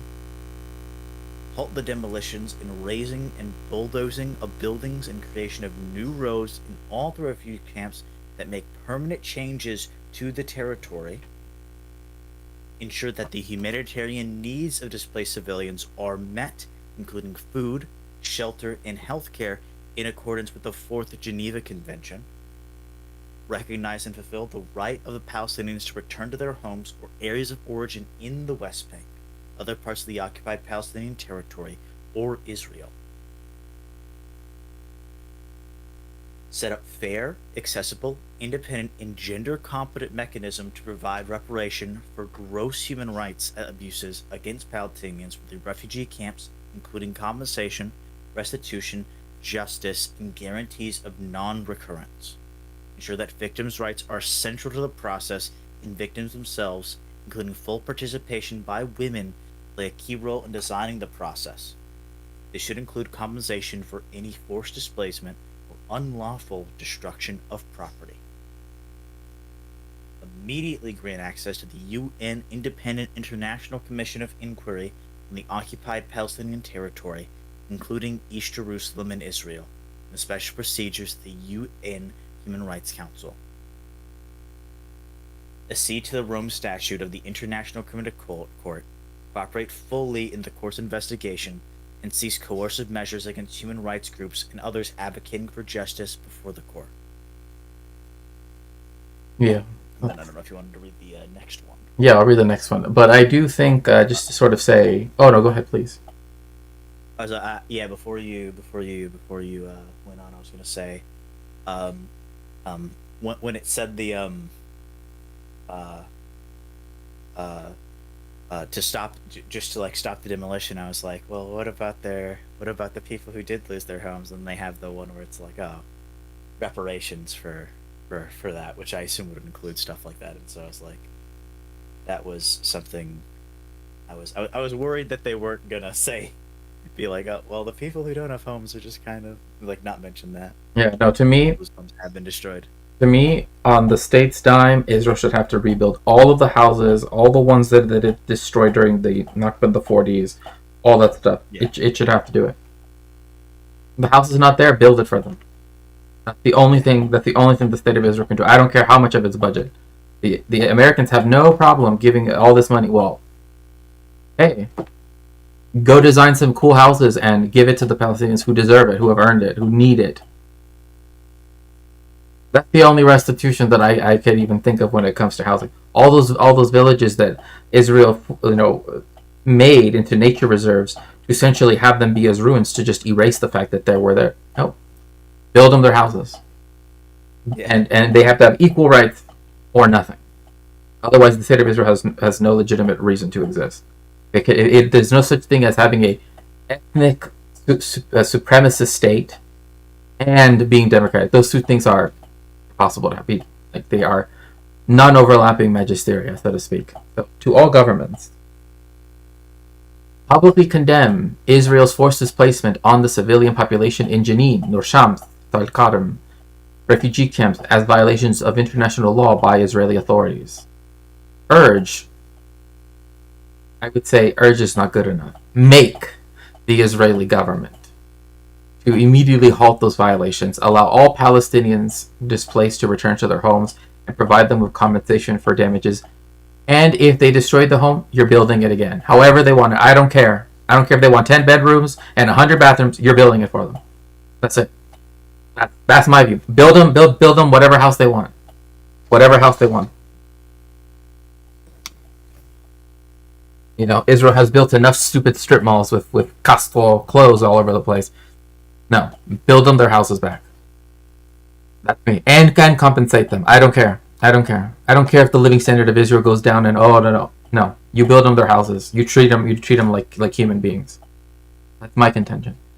Cooperate with international judicial bodies and investigate mechanisms investigating the forced displacement of the refugee camps. And hold all of those people responsible. All of them. I don't care if they're just a grunt, right? Just a private, or all the way up to the Minister of Defense. No, all of them. Court now. They did something. They have to be held responsible for what they did. Justice. If they really care about justice and freedom and democracy, blah blah. Okay, well then we have to do that. And that includes you too, Hila. By the way, I don't care that secretaries count as well. So, increase public and private pressure on the Israeli government to stop violating international humanitarian law and international human rights law, and fully comply with its obligations and the binding orders and advisory opinions of the ICJ. Again, I don't care, right? If you want to go rah, send your troops somewhere, send them to Israel. Make them have to do this.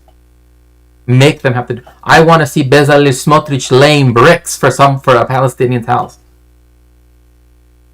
That's what he should be doing. Not be flying around to all the capitals of Europe to support other racist supremacist projects elsewhere. No. Publicly support and provide funding for UNRWA and oppose the Israeli government efforts to restrict its work.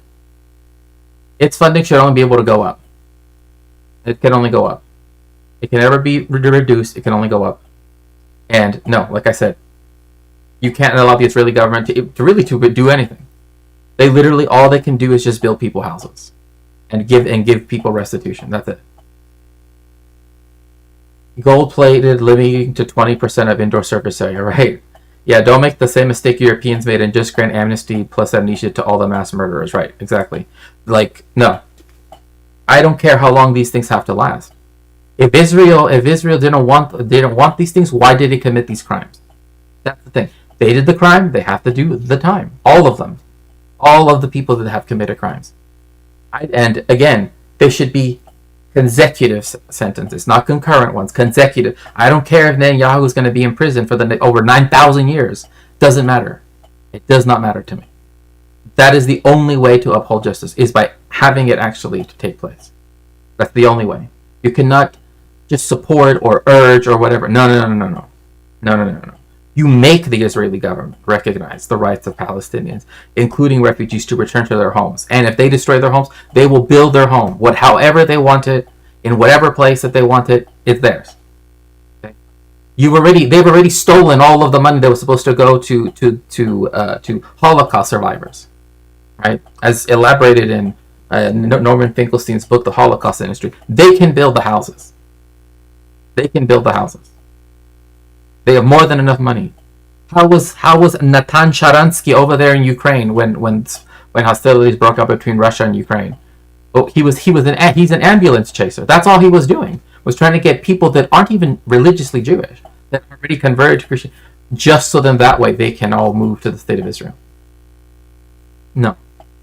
Him too. In the dock, all of them. All the ones that were there smiling, shaking hands with them too, they all gotta go in the dock. All of them. I will attend every session of every single trial. Myself, if I have to. Call upon the Israeli government to grant access to an independent international monitors and also an international criminal tribunal. And arrest them wherever they set foot.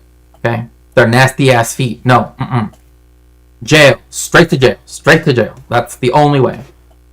Including the UN Independent International Commission of Inquiry on the Occupied Palestinian Territory, including East Jerusalem and Israel, and the special procedures of the UN Human Rights Council. Impose targeted sanctions. Again, these don't work. General sanction, blockade the country, embargo it.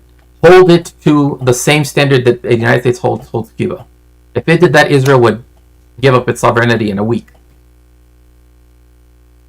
Because if they can't have their switch 2s and their Bamba chips or their whatever the peanut things, right? They'll give up.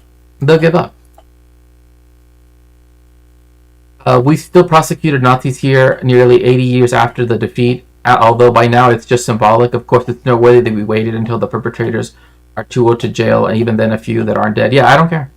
I don't care if the dude's 120. Put him in the dock. 9,000 years, that's 9,000 years. 9,000 years, it's 9,000, that's it. Whatever amount it turns out to be. Right? Hold them all responsible. All of them. Gila, Ethan, all of them. All in the dock. All of the propagandists. All of them.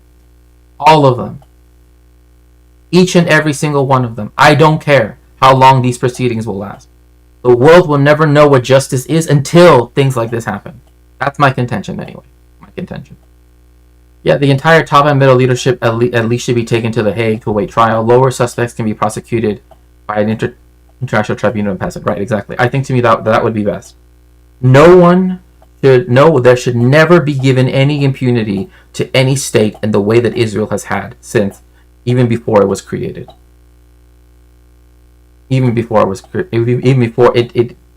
No. And we should be completely against any form of apartheid, supremacist types of government in the entire world. Any government that purports to be this way, no, it's over. You're done. Straight to jail to await trial. That's it. Or simply by a Palestinian tribunal in Palestine with international assistance. Right. If they want to have a hybrid tribunal, like they did in Cambodia, they can. But it has to be run by the Palestinians. And all of the judges that said, "Oh yes, Israel can commit genocide because the Bible," no. Religious extremists. No.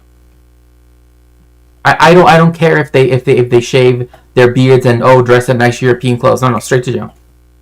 Straight to jail. Okay. And foreign leaders who materially aided Israeli state crimes can join the Israeli leaders in The Hague. Yeah. Merz, Keir Starmer, all of them have to be tried. All of them.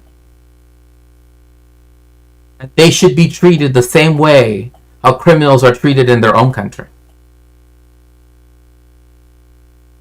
Okay? The way how ICE treats people in Broadview, that's what Pete Hegseth should be expecting for himself.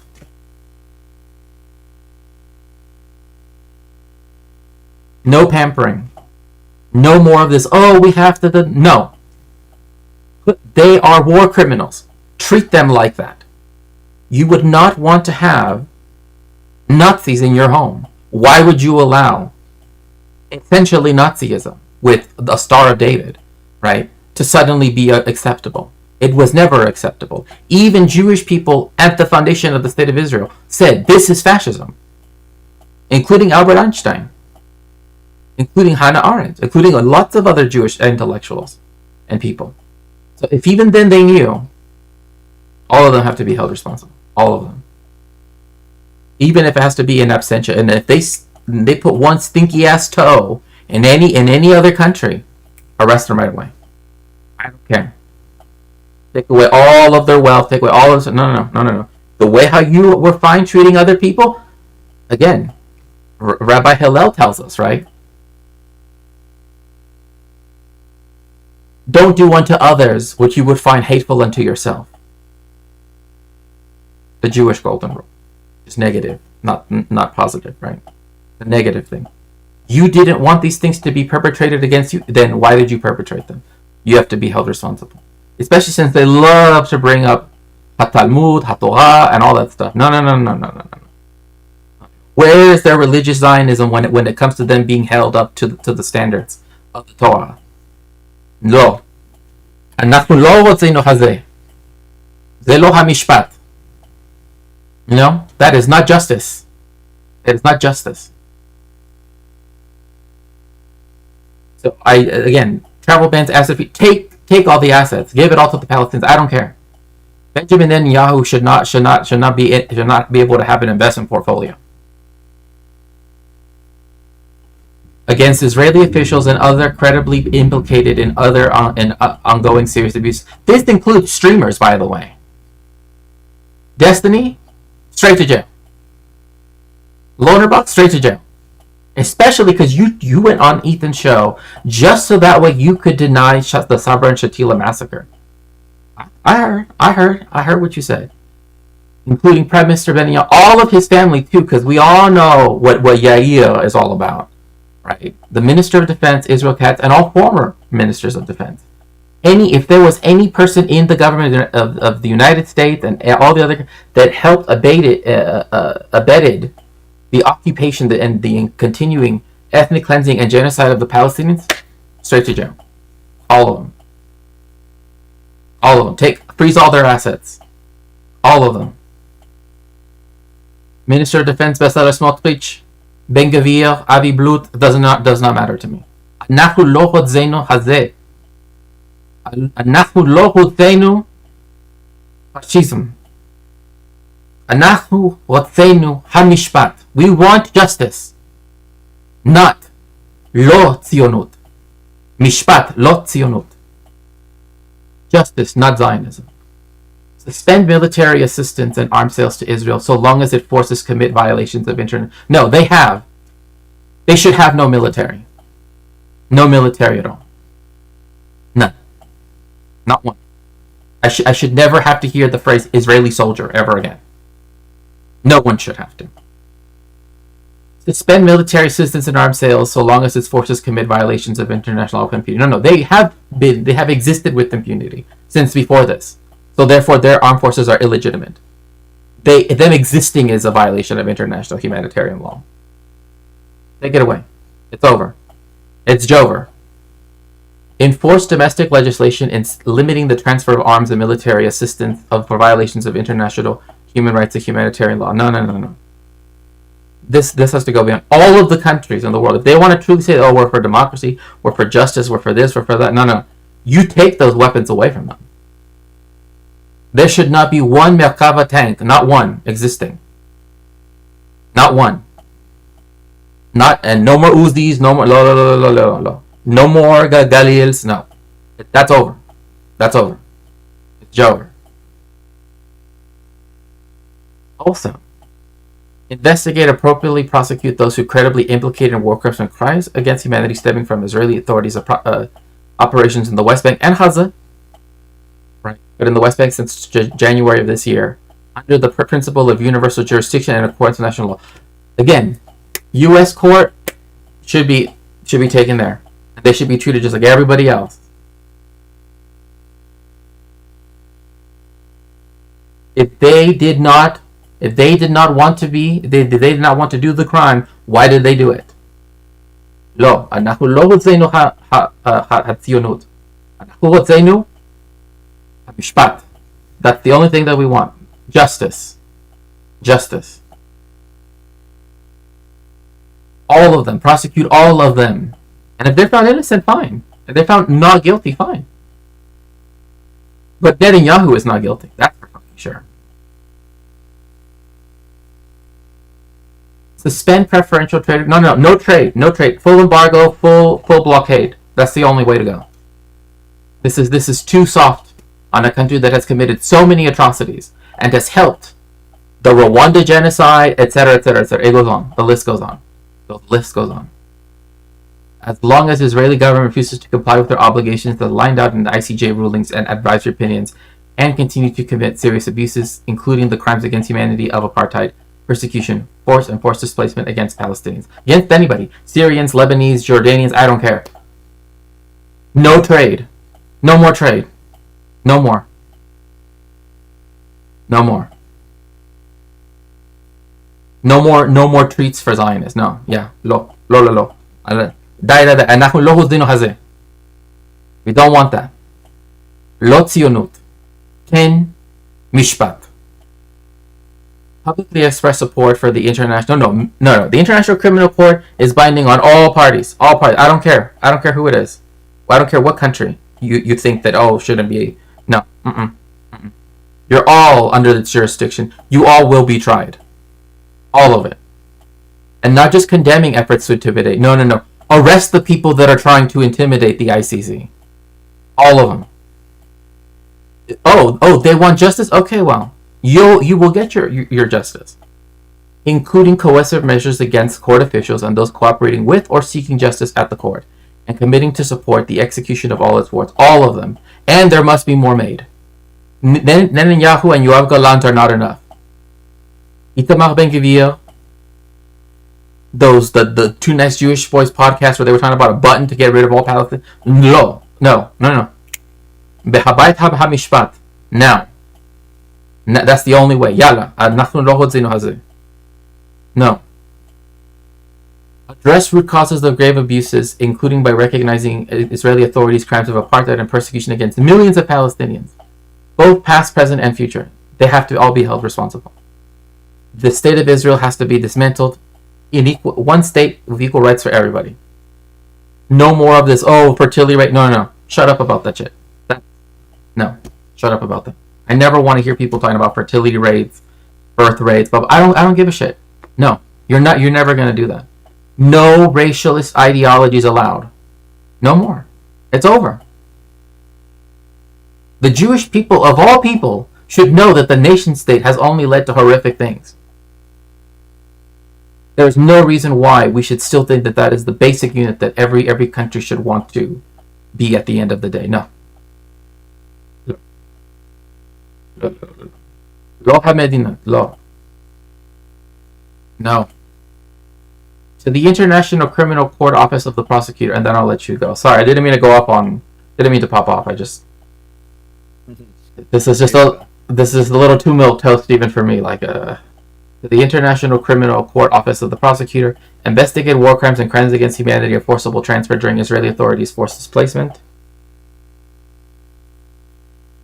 and other unlawful conduct and operations in the West Bank since January 2025. No. since 1947. 1947. I literally want Ben Gurion to be understood for who he was. People should be ashamed of having photos of Ben Gurion and Herzl and all the other ones, and even Jabotinsky as well. All of them. All of them. Lo. Nope. That's done. Going all the way back. Investigate the individual criminal responsibility. Because again, when we went over Tantuha, they had no problem confessing to all of their crimes. Why? Because they had scared Benny Katz into signing, forced him into signing a thing that said that, oh, I retract all of my stuff. Because they kept bringing that, all of those. So, oh, I don't know what happened on the day that we were all in Tantua. I just know that we went swimming afterwards. But they all definitely remember Eddie Katz saying, okay, fine, I give in. And ruining his life. I don't care how old they are. Walkers, wheelchairs, those all people of all ability are able to go into court. So I don't care. If it was Tantura, or whether it was Yale Dassin, or whether it was, the first settlements out in Ariel, Shiloh, no, all of them. All of them. They knew this was wrong.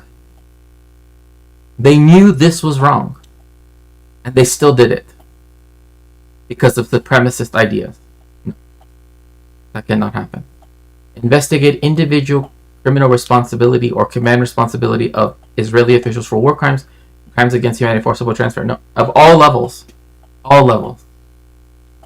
If people were willing to take the accountants, right, who were accountants at Auschwitz, etc., right, like at least that's the case that comes to my mind. Maybe I'm forgetting what he is. Secretaries too. Board secretaries that wanted a little bit of adventure in their life. Straight to the dock. Especially because they haven't stopped propagating, right, hatred. Yeah, the truth is right. Sorry, yeah, you got my vote, yeah. Straight to jail, don't pass go, just don't collect $200. Sorry, I didn't mean to just pop off, but, oh gosh. Treat them like human beings, right, imagine. It sickens me the lack of action, says Planet. Same here, same preach, sis. Yeah, exactly. From Shakespeare's mouth to God's ears. Straight to jail, don't pass go, yeah. We aren't actually a state, we don't have to do all that, right, Israel? You got my vote, speak your truth, queen. Or I should say the truth. Amen, the truth is right, despicable. It aches my heart, I wish we had real justice. We will have real justice. Everybody that's here in both of our streams that want justice. We are the people that will bring about real justice. Don't ever let yourself forget that. Justice is not a blindfolded woman on top of the old bed, which actually isn't blindfolded, but you know what I mean. Right? That isn't justice. Justice is us. It's us. Never letting these people get away with this. Never letting people get away with this. As long as we remember, as long as we continue standing up for justice, that is the only way that true justice will ever come about. That's just the fact. The fact.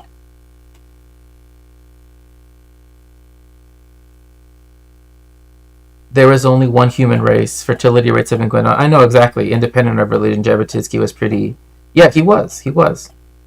Yes, inshallah. Inshallah. Again, there is no reason why a supremacist ideology should be allowed for any state in the world. Let alone Zionism.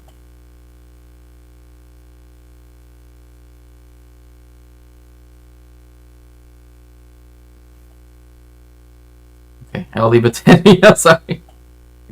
No, you're fine. Don't worry. You're all good. So I'm just letting you speak. To UNRWA. Abolish the discriminatory patrilineal descent requirement for UNRWA refugee status that excludes from refugee registration the descendants of women who qualified or qualify as Palestine refugees under UNRWA's mandate, but whose husband did not or do not qualify as refugees under UNRWA's mandate. I didn't. So is this saying that the husbands couldn't couldn't get access? Is that what it's saying? Or is it saying Yeah. that both of them couldn't get access? No, it's like the way how it was like if someone married someone that wasn't like Palestinian, let's say, right? Like, oh, she married a Jordanian man. Yeah. If they, oh, well, we only do it through the father, which is literally, I'm not even joking, literally like racist ass shit from like the colonial era right here. Because it's about blood, right? And it's them saying Jews are determined by their mother, Palestinians are determined by their father. Yeah. If Israel is, and they love to broadcast this. If they love saying we don't care which side of you is Jewish, come to Israel to make aliyah, right, to become a colonial settler, then the same should apply for Palestinian refugees. Oh, we don't care which side of yours of you is Palestinian. You're Palestinian. You get all of the restitution, 100%, if not more, 1,000% for all I care. But yes, the registry has to be so that even the matrilineal descendants of who are themselves refugees also get fair compensation. Oh, so that's the end of the recommendations section. I realize that's the last thing. Yeah. You know they are saying by that logic that North Korea is actually the best state in the world, right? Because ethno-state isolation from everyone else. Again, like if that's what Israel wants, then that's what Israel will get. Like, oh, you mean that you expected to be treated with kindness and sincerity and all these other things? Well, you sure didn't show that to anybody else. Why is it that they love to bring up Rabbi Hillel, Gamaliel? Why is it that they like to bring up all these people when it comes to justify their atrocities? Again, they are the most anti-Semitic ass people I've ever known. They hate Judaism. They only use it as a shield. That's the only thing they do. And they have said, right, that when anti-Semitism goes up into the world, right, goes up in the world, that makes Israel, right, the place where then people are going to. When they've coerced governments historically, right, when the Zionists have coerced governments to only allow people, right, like with Morocco, most Jewish people have never wanted to immigrate to the state of Israel. Most of them wanted to go to Western countries, in Europe, etc. Moroccan Jews wanted to go to France because it was still a French colony. They didn't let them do that. Instead, they made the Sephardic men do aptitude and fitness tests and all these things, so then that way they could have them move to Israel and work in their field. That's the only thing they saw Sephardic Jews as being capable of, as being beneath them. So no, I don't want to hear it's a Jewish. It is not a Jewish state. There's no such thing. No such thing. That is a supremacist state that is by far one of the most anti-Semitic places ever to exist, and it should be abolished. One of those Israeli cabinet terrorists, like the one that were convicted by Israel itself, falsely claimed that assaulting Palestinians is a sport for Jewish kids. Yeah, that's just ridiculous. Oh, that's just disgusting. Like, to say that. Again, these people, all they want to do is to spit on the Jewish tradition. The Jewish people have a right to be free from Zionism. And I claim that right. Lo tzionut. Ken mishpat.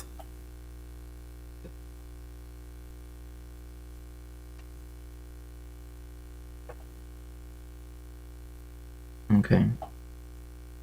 Sorry, again, I don't mean to keep going. Was not expecting. You're all good. You're all good.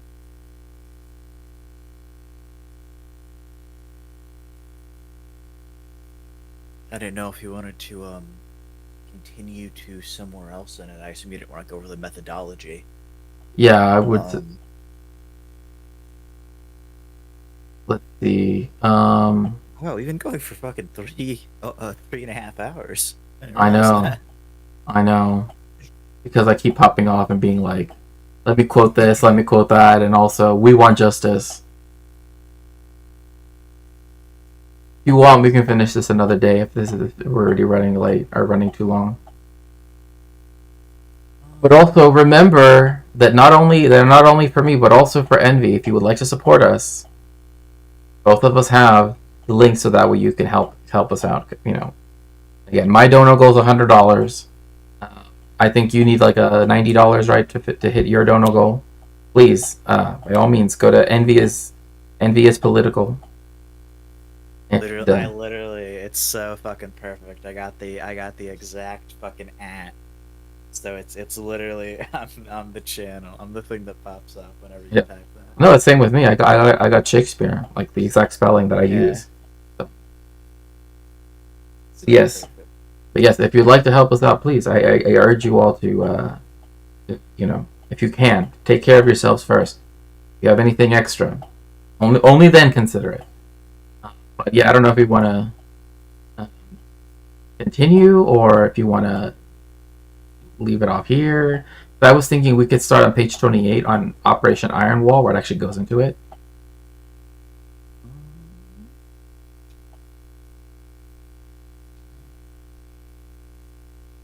That's right about Lefty.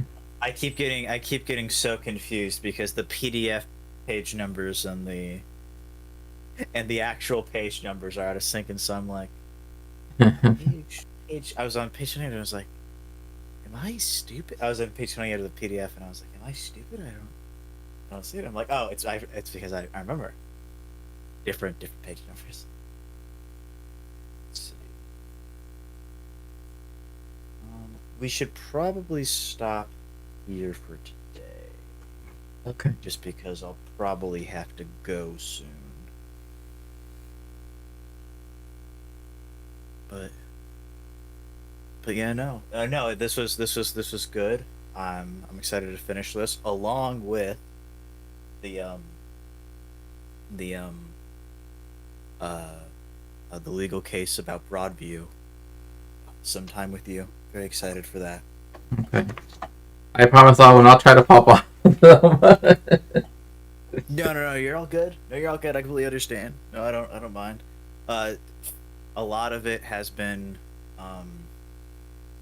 helpful to me because I don't necessarily know a lot about all this stuff, so it's also been helpful to me. Most of your popping off has been bringing up stuff that I feel is very much relevant. Like only like for the past few little bits have you really been going off on anything that was just like about anything other than bringing up more explanations of like the stuff that's been happening. So you've been popping off, but most of it I don't think you can say any of it's on topic, but like most of it has been just like you educating about you like explaining very much educational stuff. So Okay. you're all good. Okay, well then again, yeah, righteous anger and indignation, yeah. Well, thank you so much, everyone, for joining both of us for this stream. I look forward to continuing this. So hopefully you have a good rest of your day, and yeah, I guess I'll see y'all later. Same for my